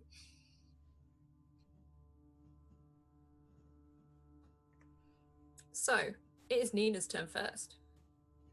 I'm gonna bring out my giant wrench and my finger gun blaster, and I'm gonna cast fire bolts at the ones that are trying to grab at his feet. Mm-hmm. Yeah. 24 to hit Yeah, that's a hit. for 3 fire. There's so you're actually aiming for his foot. Yeah. Okay, Blister, please also take 3 fire damage. As much as this happens, it singes you, and you see them all sort of make a horrible sort of screeching noise and fall back. And they turn and they see all of you now, and you see them slowly coming up out of the ground towards you. Can I use my movement to like climb up on top of something? There's a broken table. So Is it a pool table? it's not a pool table. As much as Blister wants it to be a pool table, it's not. I feel like now, anytime any pool table is mentioned in any campaign, we have to be like, "Is it a pool table?" Is it a pool table? Yeah. So I'll climb onto that. If that's like the safest thing I can get up to. Yeah, there's like a this, and you see some of them sort of approach the table. It's a bit more difficult for them to climb, but they try to come up. So For the time being, it'll do. it is now Blister's turn. On my turn, I'm just quickly looking through my action to see what I can do as action. I can do as bonus action. Quite important. Oh, can I shout? Oh, sorry. Most of these are actions. It looks like I'm gonna have to pick one. I think it's time. What I'm gonna do is I'm gonna take that magic mic, but I'm not actually casting magic mic this time. Maybe I'll grab my loot. I'm not sure. But what I'm gonna do. Whoa. Oh yeah, okay. You have a loot. Yes, I do. Okay. Actually, No, that doesn't work so well because that's on a single target. No, I am, after all, going to take my magic mic, and this Are you time doing this whilst the worms are slowly crawling up your leg? I've still got the mic in hand, alright? I'm going to shout into the mic as loud as I can. Possibly hurting all my teammates a little bit, but definitely anyone within 10 feet of me has to make a constitution save or take 1 point of thunder damage. Okay. Constitution save of 9. Okay. Were the They rest get of nat us 20. They, if anything, they seem to like the sound, and some of them sway a little bit as they then, more of them flood towards you, crawling up your legs. Lieutenant, And these why do little all these little whisper- things like him so much? I Hang a don't minute, get- hang a minute. But they're biting me and stuff? They haven't found bear skin yet. Yeah, I know, right? Some of them crawl up, and they do. Well, hang on. Who's? No, let's go back. It's I think it's Alara's turn. You see this as these worms slowly crawl up and try and almost engulf Lister. I'm just taking a look here as what I could do to them without hurting him too much, surprisingly. I'm assuming at this point my danger sense is activated since I can see these suckers. Keep that one in mind. How would I try my... Oh, I can't throw the antimatter dagger, can I? Not necessarily. No. How far away is he from me? He's very close to you. This isn't like a big room. Like, Okay. Space at all. All right. Is there anything sort of like high in a way where I could put Telemachus and make sure she's not... There's You could probably put her on top of Nina if Nina takes her. All right, I'm going to hoist her off to Nina, and I'm going to take my war club and try slashing at a bundle of worms. Okay, roll for me. Did that go through? Oh, no, I'm hitting the wrong thing. That would be why.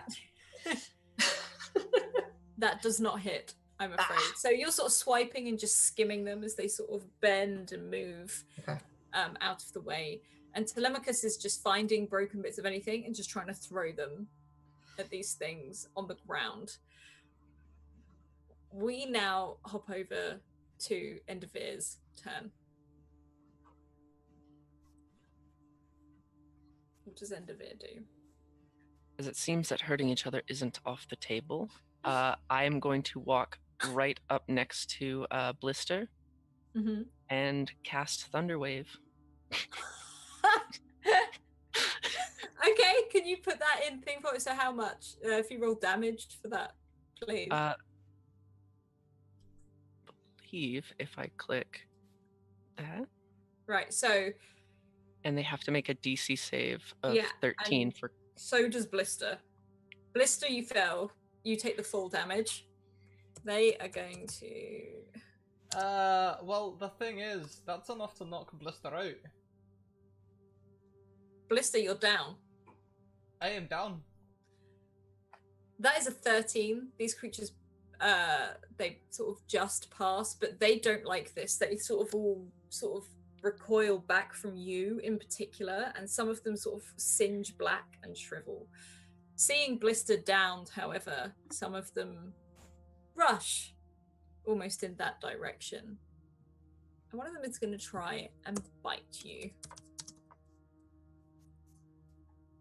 What is your armor class, sorry? My armor class is a 12.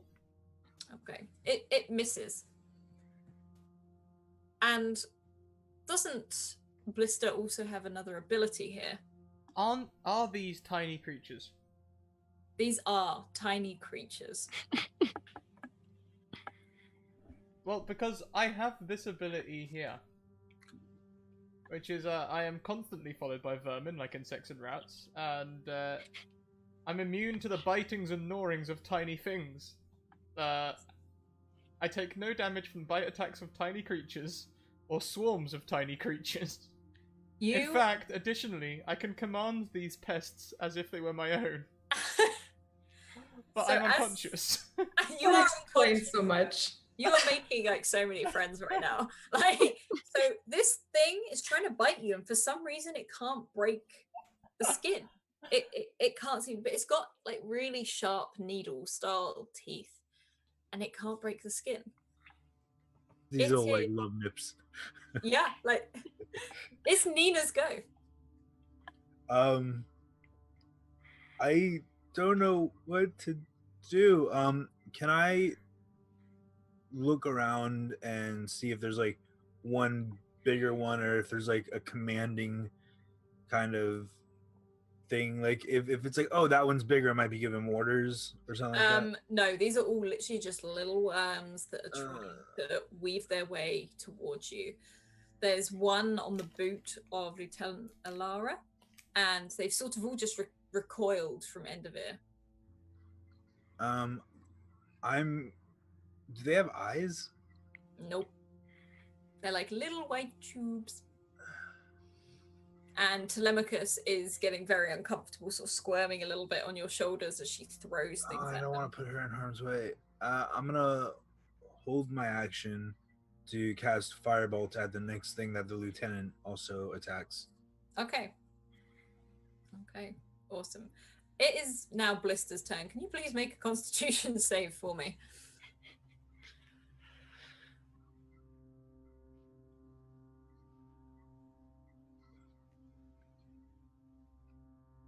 Blister? Also muted. I'm down. I'm unconscious. I automatically fail Constitution saves. Oh, I see. You're like right out. I'm 0. I've got 0 He said HP. saving throws. Saving throws. Yeah. Oh, that's what I meant. Sorry. I Oh, meant okay. saving throw. Sorry. Oh, Okay. there we go. You're alright. fine. That's one. Absolutely fine. Okay, so these things start to move again, and there's some more heading towards Lieutenant Alara. All right. I'm going to dodge further. You said there's one on my boot. Yeah, there's one on your boot, and you can see another one coming up closer to you. All right. Can I sort of move back from them and then basically use my battle fist to punch the one that's on my boot? Yeah, of course you can.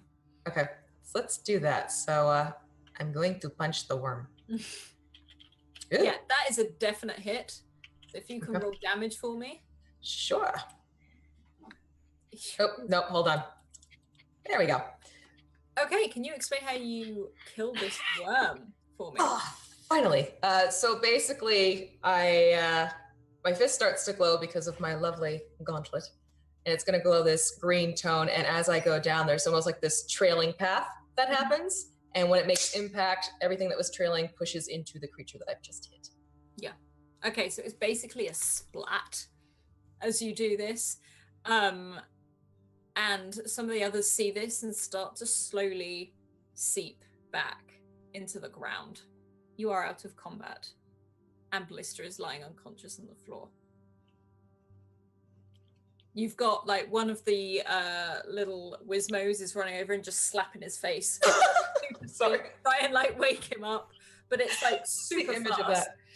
I'll use Technomancy to tell them to stop slapping their mommy. And they look at you and continue. As I take Telemachus away from Nina and put her back on my shoulders, feeling that things are secure again and looking and making sure all the worms are gone. Anyone able to revive him? Is Isn't- he part machine? Isn't Blister the one with the healing stuff? Yeah. And we can stabilize him. He can wake up in 1d4 hours. I guess I should take responsibility for that, shouldn't I?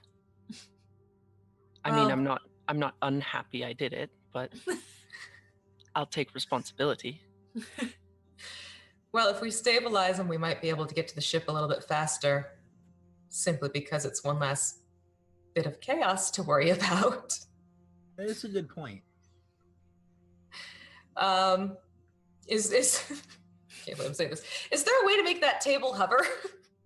There is not. This looks like a standard table. You could probably try and revive him with a simple medicine check to. Oh, I guess we could do that too. I Something forgot about like that. Yeah. Please All don't- right. not what I wanted so to do. let me check and see. I have a little bit of medicine. Let me try that. All right, I did a medicine check. I'm just gonna sigh. Endervid, are you using this poisonous? No. kit? I Oh, was adding something. Okay. Okay. Slip of the So pointer. We've just had a So- donation. That will be Isriv, I swear to God, what? Stop picking on the children. 2 wild magic surges for Telemachus, and 2 wild magic surges. I think it was for Blister. Hang on. 'Cause he No, needs 'em. no. 2 wild magic surges for the ship Argo. Argo. Okay, we'll get to Argo. There you go. The free £10 donation that he gets for taking the stream bots is bad things for Alara. Of course. Blister's not enough. And you also have a nat 1 or 20 to spend as well. Ooh. What is the roll for Wild Magic Surge? Exactly 500. I've been waiting for someone to ask. Right, so I need to do this twice, don't I? 4 times, Telemachus and the ship. Oh God. Okay. While you roll that, Alice, I was wondering for if you make my character roll wild magic, because it's wild magic sorcerer. Mm. Are you using the PHB table, or you want to use the channel table? We're probably on the channel table. We've decided to create a completely random element of everything. So scrap those are all 4 in chat. First 2 Telemachus, second 2 ship. You can probably so Alara, how have you woken up Blister? Chances are I'm going to make it look like I'm about to slap him across the face, but compose myself. And instead, I'm going to just sort of like heft him up underneath his arms and sort of just jostle him and hope that gets him awake. Okay. You sort of shake Blister. Yeah, sort of like, you know, Like like I'm trying not to like shake him to the point he's rattling, but enough to sort of get him to wake up. Vigorously. How's that? Vigorously. I'm going to re-roll the first 2 for Telemachus because I just don't think they work in this. So I hope that's all right with you, Scrat. I'm re-rolling Yeah, of course. the first 2. DM's discretion, always. Yeah. I just don't think it quite works. The next 2 are for Telemachus. So, Blister, you come round. You're being absolutely shaken violently by Alara, who seems to have forgotten Telemachus is also on her shoulders and is now trying to hold on to Alara whilst. Does she make a noise? Yeah, she's just like. That's what stops me. That's what stops me. That's where I'm like, okay, we're good. Alright, I'm up. Hey, God. I'm up. What happened? I'm not even saying anything. I just kind of look at him and blink and I set him back down. Wait. You're right I'm there, gonna- Alara. You've gone awful quiet these recent days.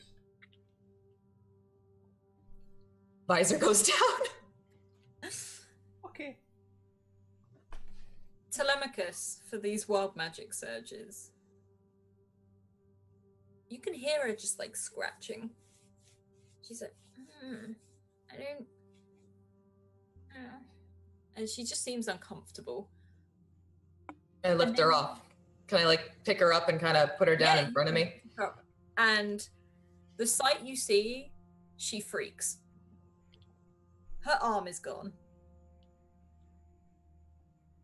And she's just like, and I trying to like, and she, but at the same time, she's scratching the other one. I hope you're happy, Israel, but that's the second child's arm you've made disappear. But yeah, like she's scratching, like, I don't, and she can't, she's always trying to recoil from herself. Like, there's no right arm there anymore. However, the monitor she was holding seems to be hovering at her side. Can I like pat her down, for lack of a better description, like to see if I can feel the arms there, if it's like an You illusion? can feel the arm. The arm is there. But And she's Telemachus is hyperventilating. She's like,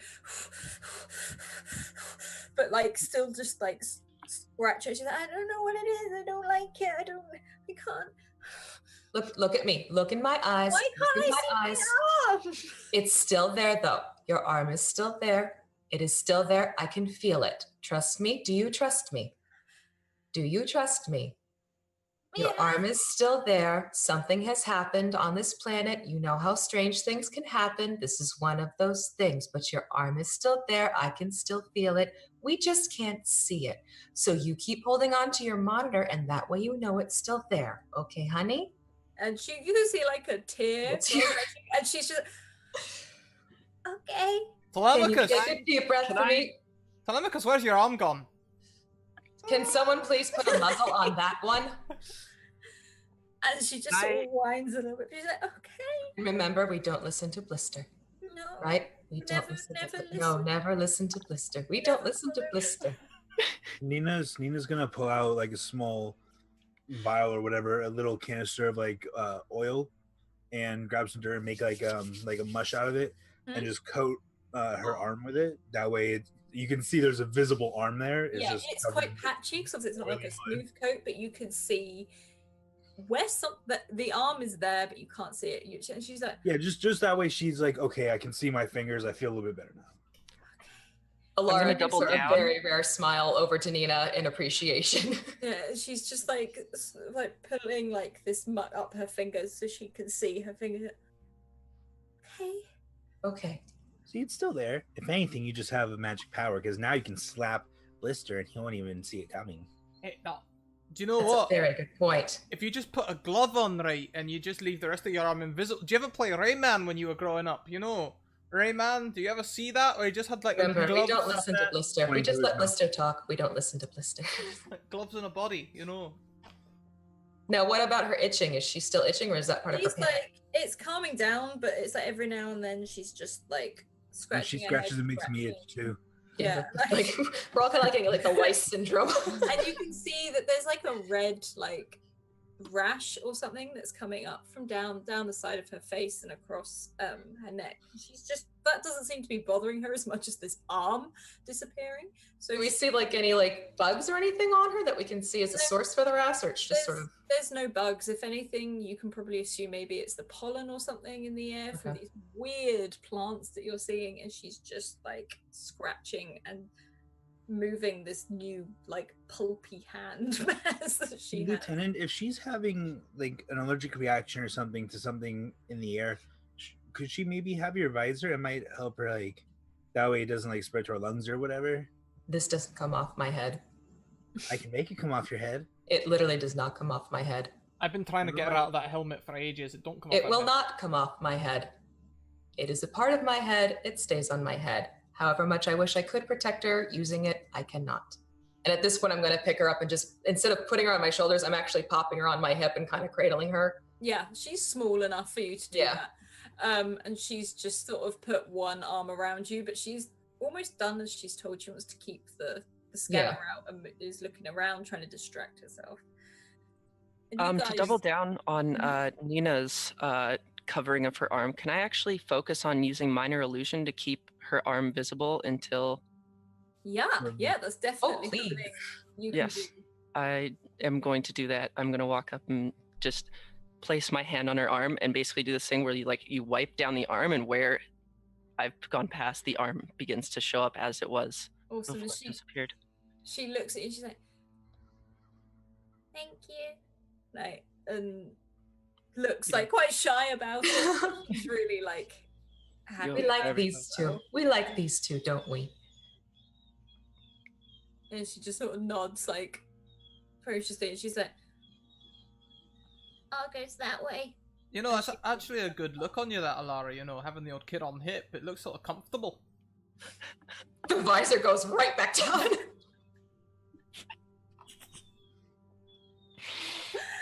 And I start walking in the direction Telemachus has just pointed.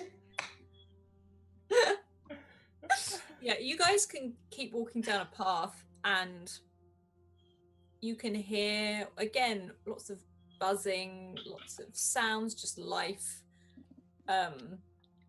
going on around you. And you can, as you walk, probably for about an hour or so, and Blister, you still have these Wizmos like running after. The one with the long arms is now like running with his arms in the air as he just sort of follows you. I've accepted them now. All right. And there's about 5 or 6 just sort of trotting after you. Some of them are on wheels, so they're faster than others. And they sort of shove each other out the way for whoever's like in the front, closest to you.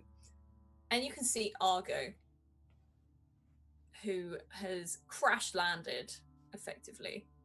And on the side of it, you can see some of the maintenance robots, probably some that Nina created, that have already started to patch up the hole, but it's taking a while. Can I see the Singularity emitter anywhere? No, you can't. Thank God. You're on the outside of the ship right now, so... And you can see Argo in the distance. I'm Now, gonna.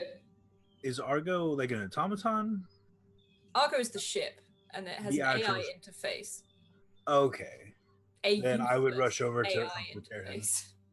Yeah, I'm gonna turn to Nina. Like, is this something you feel you could help accelerate, perhaps, to get him back on the mend? I haven't done any work on him specifically or her, but I can give it a try. Do I get to? Can I roll something with like my machinist tools? Yeah, just have a look and see if you can make it more efficient, basically. All right. What skill check do you want it to be? Intelligence? I would say dexterity? intelligence, just to see if you can spot anything. Yeah, 19. 19, yeah. So you go over to these maintenance robots and you start working with them. You start handing them certain bits and fine-tuning them and stuff like that. And as you're at the ship, you hear a, "Oh my God, just get out!" And this little Wizmo goes flying out of one of the doors that has come down, and you just hear as it flies, lands, jumps up, shakes itself off, spots Blister, and runs over to Blister to see the others, and they all sort of jump in spot and chant, and like they've reunited, and the huge screen comes out of Argo, and the faces is like, "Oh, well, I wonder where you guys have gone. You buggered off." More like we got shuttered off. How are you, Argo? And he sort of gestures over to where Nina is like, "All right, just a little bit of wear and tear." Hopefully she can help with that. Yeah, we should be up in a couple of hours, but it's getting dark. Should probably get on board. What happened to the little one? We had a little run-in with some hiccups. Oh, do you want her in the med bay? Probably would be best. All right. Come on then, you lot. I can't promise the kitchen's working. No one cares what I think. It just sort of like the screen goes back into the Hey, Argo, do we have plumbing? plumbing. What do you mean? What kind of plumbing? Well, pipes. I want to get some pipes. I think these little things can help me. Alara had an idea earlier, but I think it'll be a grand one. Just yeah. If you go, ask Nina. She knows where the shed, the Let her. lockers are. Just don't take it from anything that's attached to something. Or Argo, and let her finish with Argo first before you start doing your harebrained idea. Please. Another donation from Israel, last donation for the day. He says Argo becomes a lot more like the toaster from Red Dwarf. The So toaster. Yes, the toaster. I probably just accidentally crossed the wrong wires. Right, yeah. Someone should be monitoring him. Like at I all said, I'm times. not formally trained in machinery. I just get the job done. Yeah, you sort of monitor it. You can get the job done as well. You just start fixing it all up. Alara heard Endeavor, and she just sort of looks over at her and is like, it's almost like this weary nod, like, agreed. If only. I've been awake for less than 24 hours, and I already know this. Welcome to my world, and I'm carrying Telemachus to the medbay area. Yeah, you can do that. You guys head in, and it is getting dark. You can head to the med bay. There are some things falling out and everything, but otherwise you're all pretty good. You head to the med bay and you can sit Telemachus down and you can basically patch her up. You know, there's like some creams and stuff. This looks like a standard rash that you could probably get down. But after close inspection, you realize her arm's probably going to stay like this forever. I don't tell her that. No. Instead, I'm going to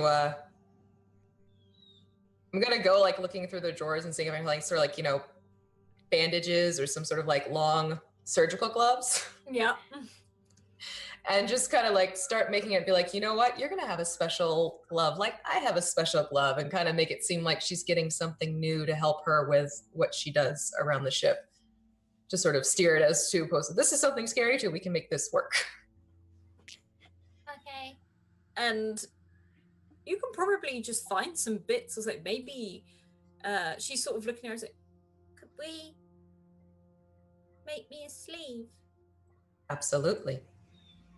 Like a really long one, like a glove or something. and you're in the med bay and there's lots of things around. There's material, there's metal, just from probably because Blister's gone off to find some pipes, so there's going to be stuff everywhere anyway. Is this something Endivere could help out with too? Because I have a feeling she may be better at Yeah, making Endivere some- would be... How would Endivere help? I could just see Alara being like, you know, here, like she's trying.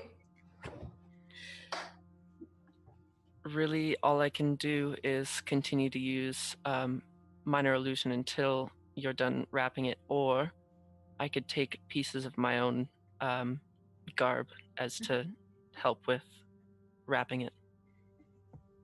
Yeah, So what, I'll rip so off actually my together- sleeve. What do you guys make? What do you guys make together for Telemachus's arm? It's probably a mix of like, you know, fashionably flashy and a little bit techie based Yeah. upon our two divergent. Techno chic. There we go. You make a There we go. tiny glove that goes all the way up to her shoulder. So what is the color of this, Endivere, if you're using some of your... Probably like a charcoal grayish. Yeah? Yeah. So you've got a charcoal grey and sort of, it almost looks a bit like a bionic arm, a mixture of a bionic arm mixed with all this charcoal grey material. And she's like, It's better. I can kind of see it now. and it's almost like you've made fingerless gloves. She can't see the tips of her fingers, but she can see the lower half of her fingers as she makes them. Now, the ship had a couple of wild magic surges, and you can hear a groan, just like, oh, as Argo groans, and you can hear as parts of the ship start to move, and they stiffen, and they creak, like he needs a lot of oiling. In fact, certain parts of the ship almost start to move, almost like a puppet on a string. So when you initiate them, this is what Nina will find. When you're trying to initiate, nothing moves smoothly anymore. It's sort of quite juttery and moves, ironically, very robotically. Rather than something you've probably made it very, very smooth. I might be able to fix this. Argo, do we still have a supply of oils in the lower decks? No, just I don't know. You're the engineer. I've been asleep. I'm sorry. You know what? I don't mean to argue with you. You're clearly having a rough day. You want to stay here and I'll go check it out? Or you want to come with me? Well, I'll just pop out a screen wherever you are, and then I'll be there if you really need me to be there. I mean, sometimes I just like when you're there. You know, you get me, and I just think that it's fine. It's fine.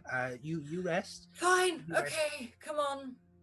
Let's go. And this little screen sort of pops out and detaches and falls into your hands. He's like, and it's just this head that's like, well, we're gonna go then. I just hope that we don't spontaneously explode before you manage to fix us, and it is getting dark outside. God knows what's out there, and the poor kid lost her arm. Yeah, it's a rough day, but let's just take care of you for now, okay? And I'll head to like the lower engineering decks and see if there's a supply of something that'll help. On some Yeah, point in there's- your journey, you'll probably come across Lister pushing a bathtub along a metal floor. I just walked right past it as quickly as I can. You see this, and you see all these Wizmos running behind him, carrying pipes and carrying other form of wind. I cover Argo's eyes on the screen. And he's just like, oh, okay. We'll fix that next, don't worry. One thing at a time. And you go down to the lower decks, and you can find all the metal you need, all the welding equipment you need, all the electrical sort of bits and bobs you need to finish this efficiently. I would like to finish this efficiently then. You do so as you're sort of coming to the end of it, and whilst this happens, end of it, and Alara, you are probably up by the main door. Telemachus is outside, just trying to move her arm about a bit, and she's trying to pick things up like flowers and stuff as she's doing this. And can you both roll a perception check for me, please? Oh. End of it. What is going on with you? Man. Oh, Not Okay. good. you don't really look out at all. You're not really looking, and you're both talking to each other, looking, and you hear Telemachus scream. No! As not too far from her, it seems to be like a huge oozing globule mass is basically working its way towards her, and as it moves towards her, it is consuming everything in its path, and it is right close to her. She's been playing with, not necessarily playing, but she's been reaching out to one of those deer that you saw, and the ooze comes up to it, and she reaches out to it. And as she does, this ooze completely engulfs the deer next to her and eats it. And she starts to back up and run. And I'm going to roll a dexterity check for her to see if she actually does back up from it enough. Oh, no. She Can I starts to also- run and back up, and she trips and falls as this creature starts oozing towards her. It's about this far from her feet. How far away is she from us? She's about 20 feet away from you. And she is screaming for both of you as she trips up, and she freaks because some of the material falls off of her arm and she feels like she can't grip anything. Can I hex it immediately? Yes. Well, let's roll initiative. Roll initiative. Okay. Okay. I'm going to roll. Just them two? Just those two for now, unless any of you have come running out. I'm sure I'm busy still at this point. So. And Blister, I'm pretty sure you're making a distillery or something. Yeah. Next thing we need is a kettle. Can one of you guys go and find a kettle? Okay, so end of it, you see this. You see Telemachus scream, and you nat 20. You run towards her. I'll let you have that as a so you're hexing straight away. Yes. I'm going to use the hex agony. And Awesome. that is the description of it. It has to make a con save. And I believe it is probably a 13 as well. And say, yeah. Okay, so let's roll a 1d20. If I go properly. It rolls a 4. It fails It is massively. Racked in pain. It is.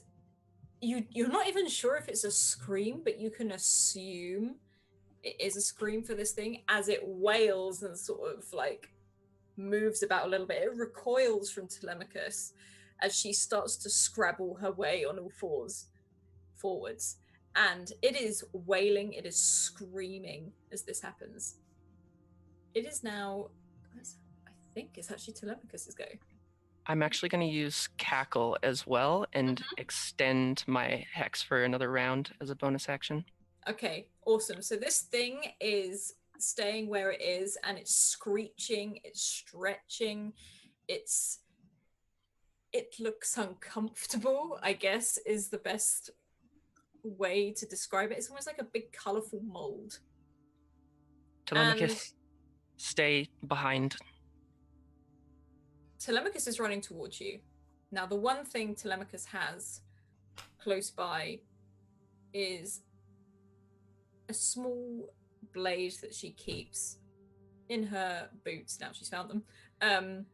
This is a small one with a small sort of a laser type blade. Alara, you will recognize this. In fact, you probably gifted it to her. This is something Alara would have had. And she swipes at this creature.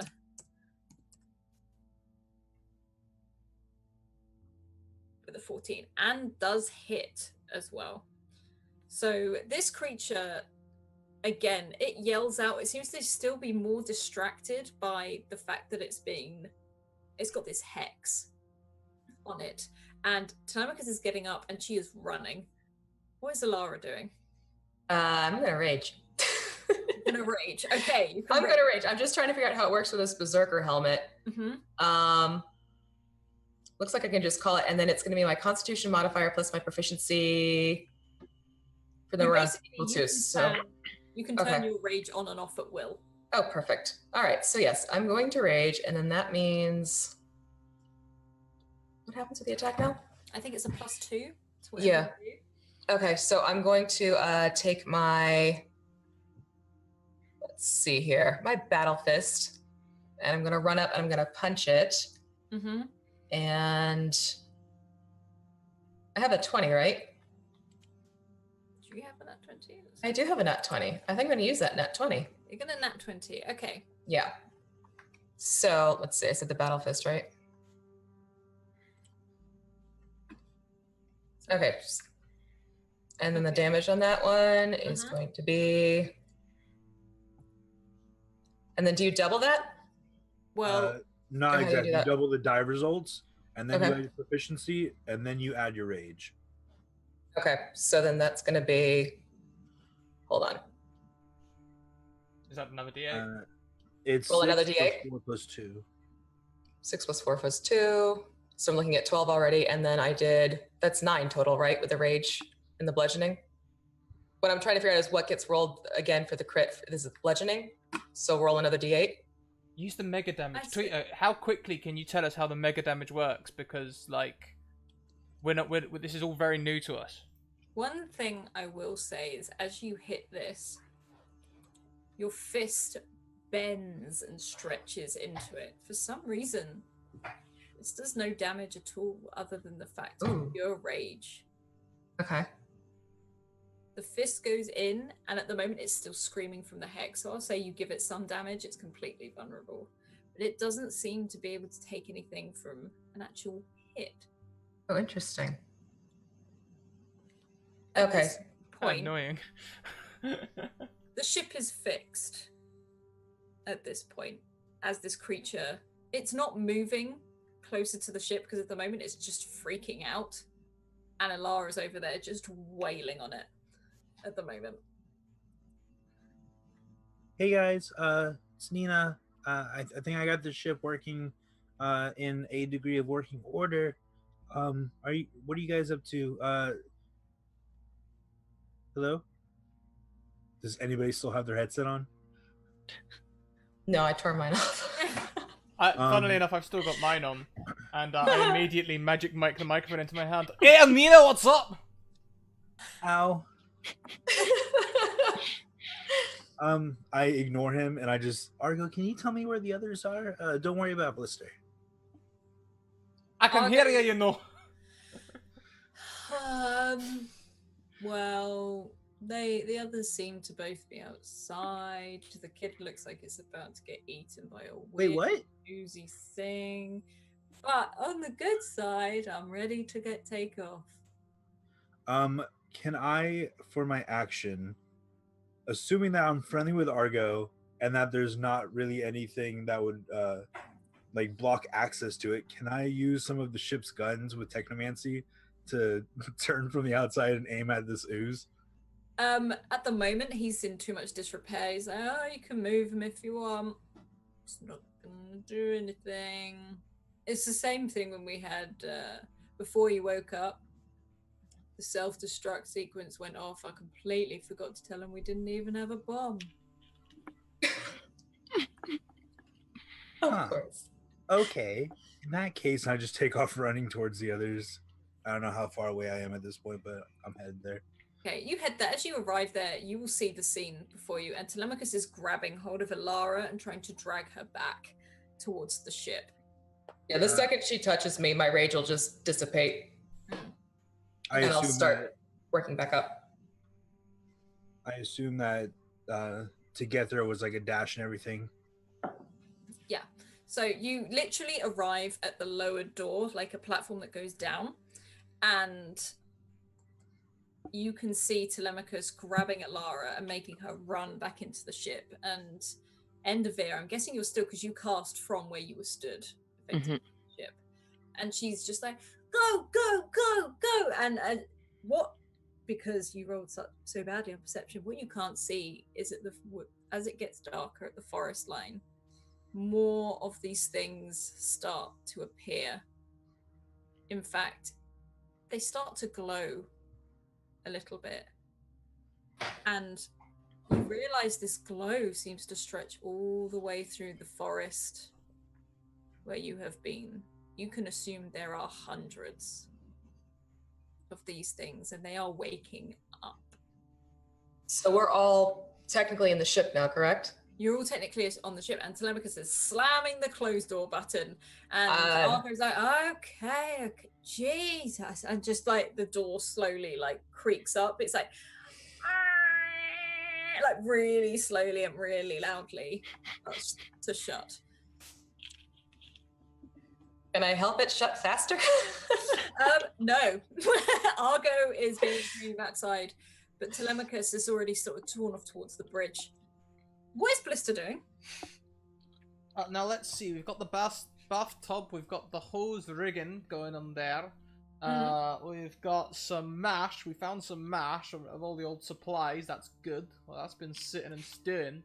Now what we really need now is a kettle. Now I can see you've bought me a toaster, a comms device, and some other thing, whatever the hell this is. And he picks up These something. things are all jumping up and down, and they've definitely raided the kitchen. He picks up something that's vitally important to the ship. He's like, I'm not even sure what this is, and he just throws it behind him.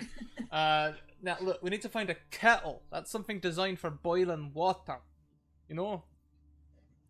And they sort of beep and clank and whatever, and then they sort of part, and there's like a little one that walks through, which is very rounded and metallic, and takes a lid off of its head. Oh, perfect. Alright, now, you get in the bath. There we go. We'll fill you with this mash water, and then I'm gonna boil the water by casting Sacred Flame on the, on the Whisper. You do this. So whilst you're doing this, what are the three of you doing? Telemachus has run towards the bridge. She's like, gotta go. She's just like, I'm right. One arm. I'm right behind her to get this ship off the ground and out. Same. I'm trying to like use any kind of like last minute checks for lift off, just get us going. Yep, you can do, and Argo slides down in front and says, well, should we get going then? Go! Oh, Jesus. Okay. Well, who's... Yes, Argo, we need to go, and we need to go now. Are you driving? Am I Yes, driving? I'll be driving today. Thank you very much. And I sit down, and then I just start going. Okay. You start booting up all of the engines, and you hear a as it slowly fails. Argo? It's like, all right, hang on a minute. And can you roll a sleight of hand for me as you just pull forward the lever to see if it actually takes off? Okay, so it doesn't whoosh off. It does a big judder as you feel it. Everyone, you feel it leave the ground, and it shoots off up in towards the sky. And can you all make deck saves, please? Particularly you, Blister, who is currently making still. Hell, Okay, so I've lost Argo. Where are you, Argo? Ondivir, you sort of have to grab hold of a chair as your feet leave the ground. I'm actually going to say that Elara, you're sat in the chair. That's good, yeah. So you're pretty much like held back. Telemachus is in a smaller chair next to you. She is like putting on all the seat belts. Like she is just trimming them on. Nina, again, like everyone sort of shifts slightly behind you, but you keep a very static pose on a nat 20 and stay perfectly still and composed as you look out the window at this. And Blister, you don't fall over at all, but a lot of your pipes start to clank and fall over as you can feel the ship going off vertically. Magic Mike, hey, would you be careful? I'm trying to do a delicate operation down here. And anything with a speaker in the bridge will just have my voice booming out of it. The visor goes down. So, as this happens, I need you to make another sleight of hand because the engine cuts out halfway, and you're sort of in like that motion of where you slowly start to fall back, and everyone, well, Telemachus mate, is panicking. What are the rest of you thinking as this engine cuts out? You're almost vertical. Is there anything on the bridge that I could do from an engineering standpoint? Probably not. This is literally a Then I'm massive. I'm dashing towards engineering where I probably should have been, but didn't say it. So, so I'm headed down there, and then I'm gonna see what I can do. And what about Endovir? What are you doing? I am probably in the bridge as well, following up with what our crew is trying to take off with. I don't know how much I can help. I feel like I'm from a different time. Are you just like screaming the entire way? More or less. Yeah. I came out of cryo like 100 years Too late. So basically, on a 15, you start to drop and drop. And then I need you to make a strength save because the lever is stuck. Can I do this with advantage? You can do this with advantage. Okay. Oh, okay. 21. You just ram it. You feel all the engines ignite, and you guys shoot back off out into the atmosphere. You guys are free from the planet. The ship seems to be in one piece, pretty much. And Argo's like, "Well, wasn't so bad, was it?" We've had worse. I don't know if you don't mind. Could you go and check on Blister? He's doing something with some of the piping from the bathroom. Her shoulders just slump automatically. If you could Pipes? just go sort it Pipes. out. Yeah, I don't know what he's making down there, but those weird little things he's got with him, and they've got like a little troop thing going, carrying everything for him. Of course he does. I'm going to look at Telemachus. You've got it from here, kiddo? I got it! And she just sort of shifts into your seat and takes the wheel. All right, I start walking towards Blister. And it's almost like it's not quite angry anymore. It's more like that, I can't believe I have to check things out. Again, plotting, but going and moving and muttering. What scene does she walk in on, Blister? I have a... This room is you know, it's a mess. There's a bathtub somewhere in the middle. It's full of pipes with copper tubes going everywhere in coils and stuff as I've like crudely bent them. I'm currently boiling a Wizmo. You can see it in there going like boiling up. And I've got a cup of stuff that I'm sitting there and I'm sort of going, "Oh, hello, Lara, you're right." She's just like mouth is open. There's like no sound coming out. Like she's trying for words. At this point, like looking.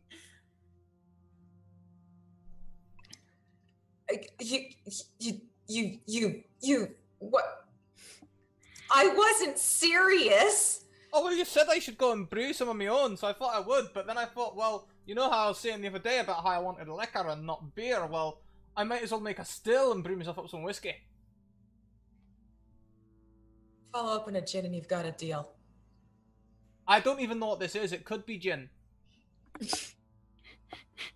Just don't take anything else from Argo.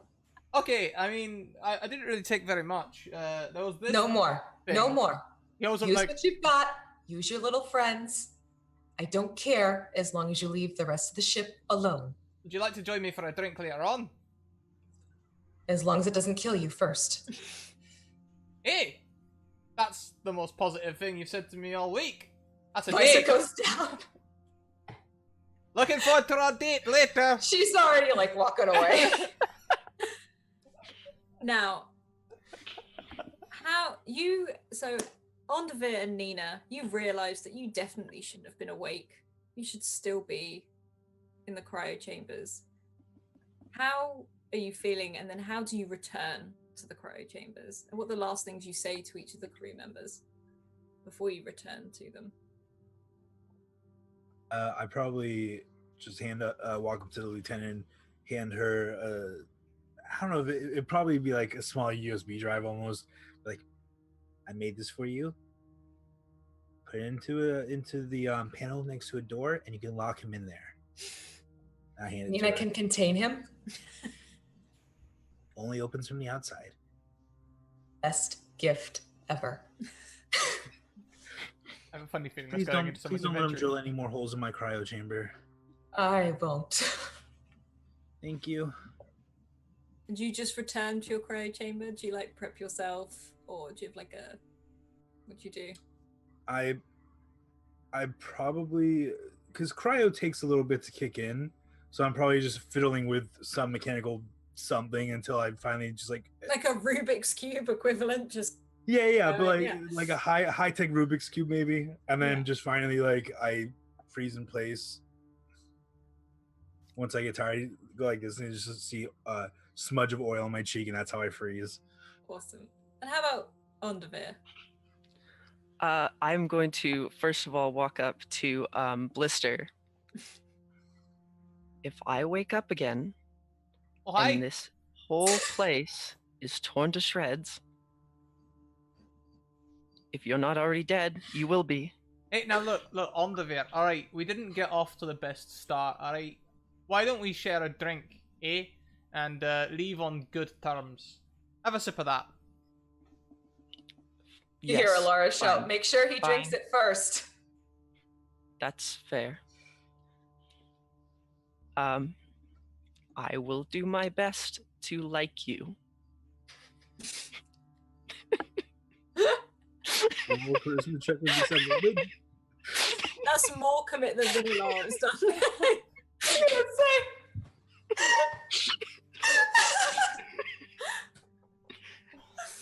Oh. Did you drink it? Did you drink it? Can you still see? Did you drink it? I'm not sure if I've got all the yes. methylates out make- yet. Can you make a constitution Constitution. save, please? Hey, just be glad it's not a 1d500. Okay, you're not drunk, but you suddenly have to check your vision because this is strong. You can feel everything blur a little bit. I might need to distill it through a few more times. Did I get rid of all the methylates? Can you see? I can see, but no more, please. Oh, okay. Well, you know. Thank you. Do you speak to anyone else before you go to the cryo chamber? I will speak to Alara. You seem to have things more or less under control. That's a word that gets used loosely around here, but I'm trying. I will repeat myself. Don't let me wake up to the ship being destroyed again, please. In my case, I will try my best. And if you need anyone disposed of, you know where I am. She just kind of winks and nods her head. And seeing that Nina is already in, I just wave. I don't know if our little friend can see me. Telemachus is sat in the chair and she's like waving at you. I just wave She's like, and It's okay. I'm on it to you every day. I'll say hello. She thank will. you, Telemachus. And I will step into the cryo chamber and press the button. As this happens, it's a couple of days since these guys have gone back into cryo. And whatever Alara is doing and whatever his Blister is doing, you get a call through from Telemachus. I think you might want to come see this. Magic Mike, I'll be right there. And she's like, Okay. I'm going to take the damn thing. I'm going to destroy it. I'm going to break it. I'm going to wrap it around his neck. And like she's just like at this point, like she's going to snap. But she's going to the bridge. and as Alara arrives, Blister, do you arrive as well? Yeah, I'll stagger in. I've been perfecting that brew over the last few days. Hello? And Telemachus hits a button, and the shields over the big window out the front slide across. And you will know this, or you would have heard of it. You've not necessarily come across them. The space around you is full of voidfish. Now, these are giant, almost like jellyfish type creatures. They're pink, and it's like they sort of twinkle. It's like they contain their own universe within the bodies themselves. Some of them are almost transparent. But when I say big, I'm talking at least double the size of the ship. And you have just sailed into a swarm of them. Blister gets nervous. He accidentally casts Conjure no. Nebula, which creates a 1,000-foot radius sphere of gas. Actually, no, I'll cast it at second level, so that's a 2,000-foot sphere of gas from the center of the ship around. So everything is like a squid giving off ink.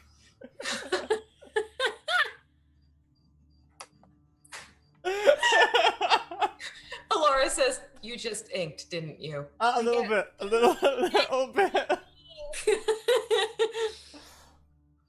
As this happens, you see, I almost envisage, like, the Star Wars ending at the ending of the second one, where they stand by the window and it's got the little Telemachus who stood there, and Alara and Blister, and you leck out into this void of just thousands and thousands of these void fish. And that is where we will end this episode. Oh, God. So, guys in chat, first of all, what is our raid war cry going to be today? What do we take across? You just inked is hot in my mind at the moment. But what is there any other lines from today that you think are particularly good? We'll have a vote at the end. So as we go around, I can't remember which way we went. I know exactly which way we went, so we'll go the opposite way around this time. But we'll start with our wonderful DM, my beautiful wife, and the head mistress of the academy, Alice. Hello. I loved this.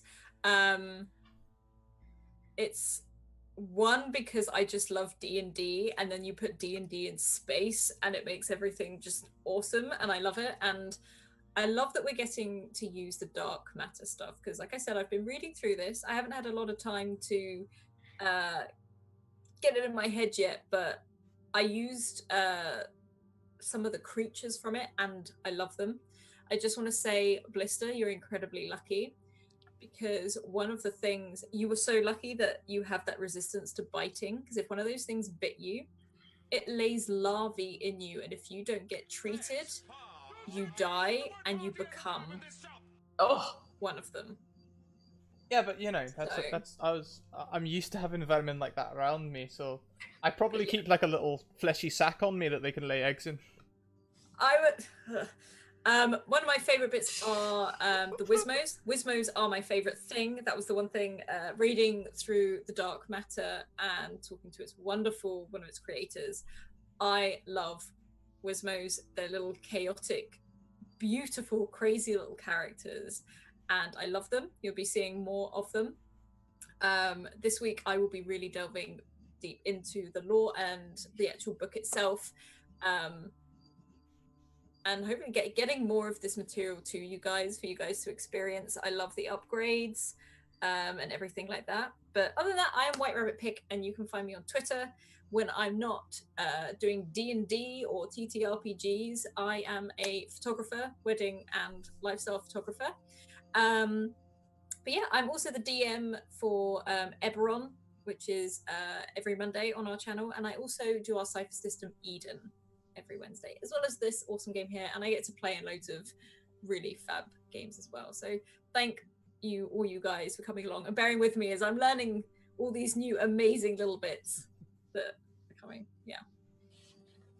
So we'll go in the reverse order to the order we introduced everyone. Ishman, we'll just do you. We'll do you in the middle. I'll follow you around the screen. It'll be easier.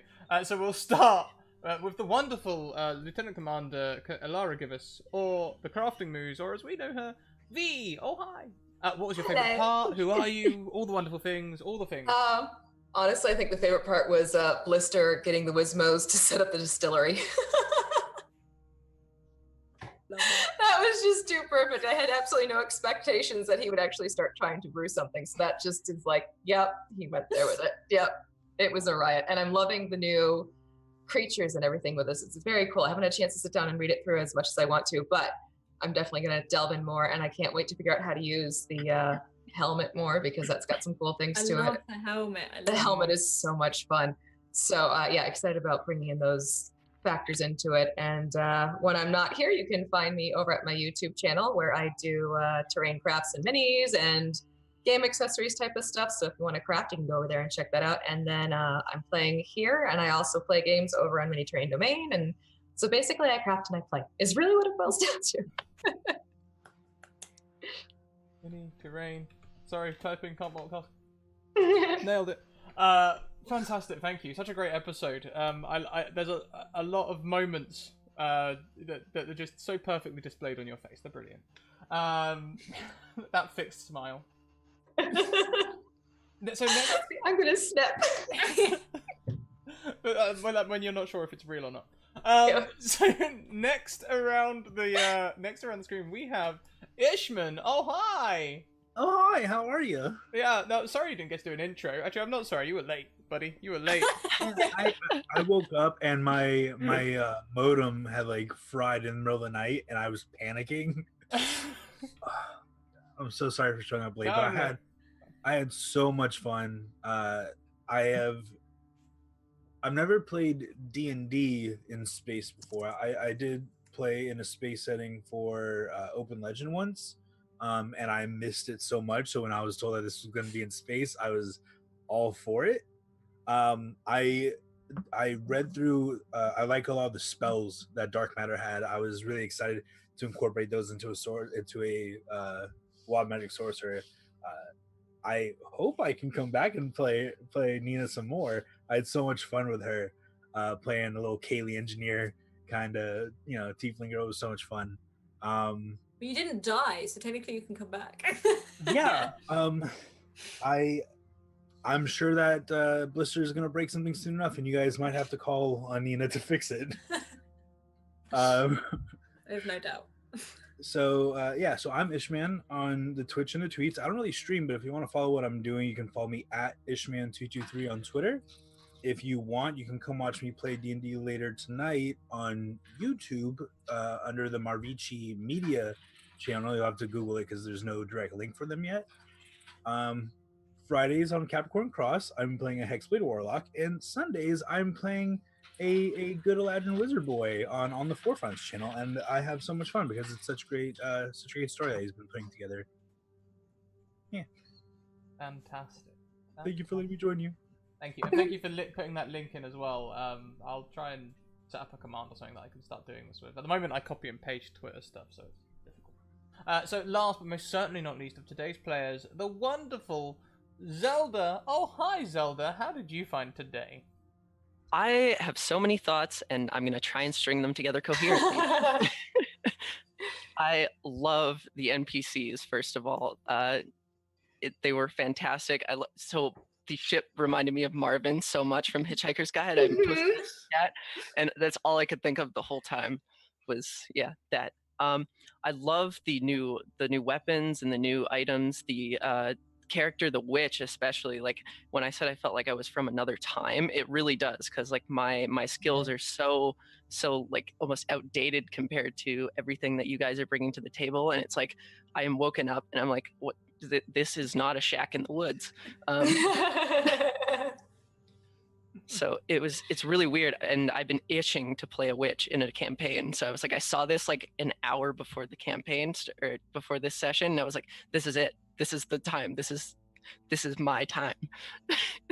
And I would totally use these characters in other campaigns. Like the witch feels like a witch. All the hexes and stuff are super cool. I love that they're hexes and not spells. Yeah. Yep. And yeah, it's wonderful, and playing with you guys is always wonderful. And I hope to be on more and come back possibly. But maybe some characters don't want me to come back. Maybe one. Although there's two who might be like, okay, yeah, sure. I don't mind, they tried the drink and they seemed alright.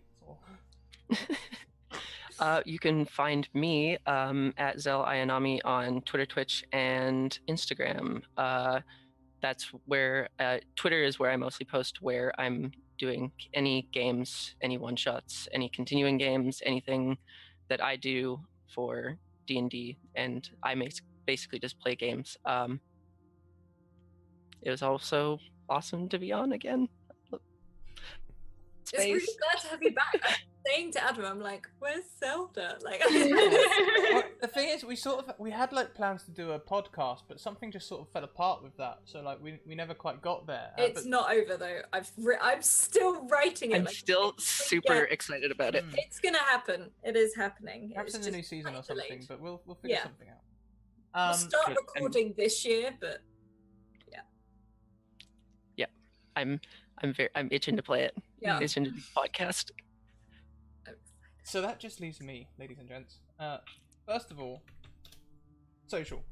I have Discord, which is inclusive, safe, and a good place to go and talk about D&D and other things.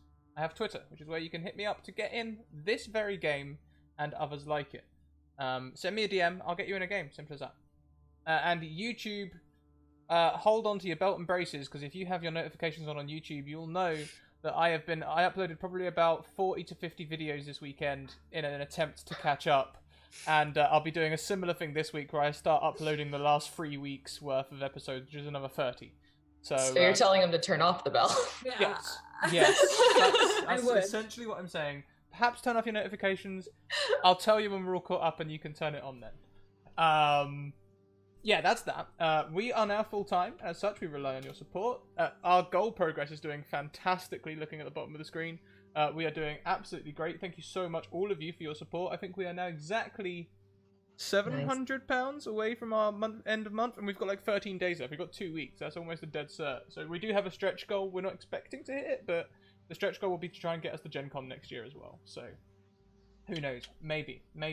But there's also Patreon, and we also have merchandise. And you can also support us by supporting our sponsors. The most prominent today being Mage Hand Press, who sponsor us and also and created the Dark Matter 5e expansion reskin. it's still in development as well. So like, Yes, that's important thing to say. Sorry, Players as well, players and viewers. Thank you for reminding me, Alice. They did very much say that I should probably say at the beginning of the stream, and I totally didn't because I floofed it. That That's why I'm it's here. It's still fine. in development, and feedback is very welcome. Feedback about the system, things you liked, things you didn't like, they'll be very, very welcome. So if you guys want to send that back to me, I'll pass it on, and we'll sort stuff out. And similarly in chat as well. If it's something that you particularly like, I think if it's something in chat likes, that always appeals to me because, you know, keep you guys coming back. Personally, I just love Wizmos. Mhm. I just love them. I Yeah, thought the those are Wisdom was fun. pretty great. Yeah. I Yeah. love that they're all different. It's not just Yeah. like one. Oh, Yeah, they it's are not like cookie cutter. completely Yeah. individual. Every single one is different. There's Like not when one you were the same. when I first got in the game and you were talking about the Wismos, I was thinking like I don't know if you ever seen Stargate SG-1, Yeah. where they have the replicators and all these crab robot Oh, things. yeah. So I was like, it's like that, and then you're like, okay, this one's cylindrical, this one has really long arms. I'm like, oh my god, they're so cool. They I love look them. like if a wizard discovered technology and just started making stuff. Just Oh, 'cause yeah. it's- Yeah, that's really good. Yeah. I love them. Our other sponsor is Bird in the Storm Publishing. They'll be creating some content for us in the new year, but for now, you can check out their Twitter and check out their Teespring merch on those links. And their Teespring merch is very, very comfortable. It's very, very nice. So you should check it out. I think that's everything. I didn't do a competition today because I'm a lazy bum. We don't have to do the tweaks or at the end. So yeah, that is everything. So now, Need a you raid call. just inked, there it is. didn't you? I think that will be today's raid war cry. Let's get a version in with some Scrat hype. So if you've got the Scrat hype, you know, burn it if you got it.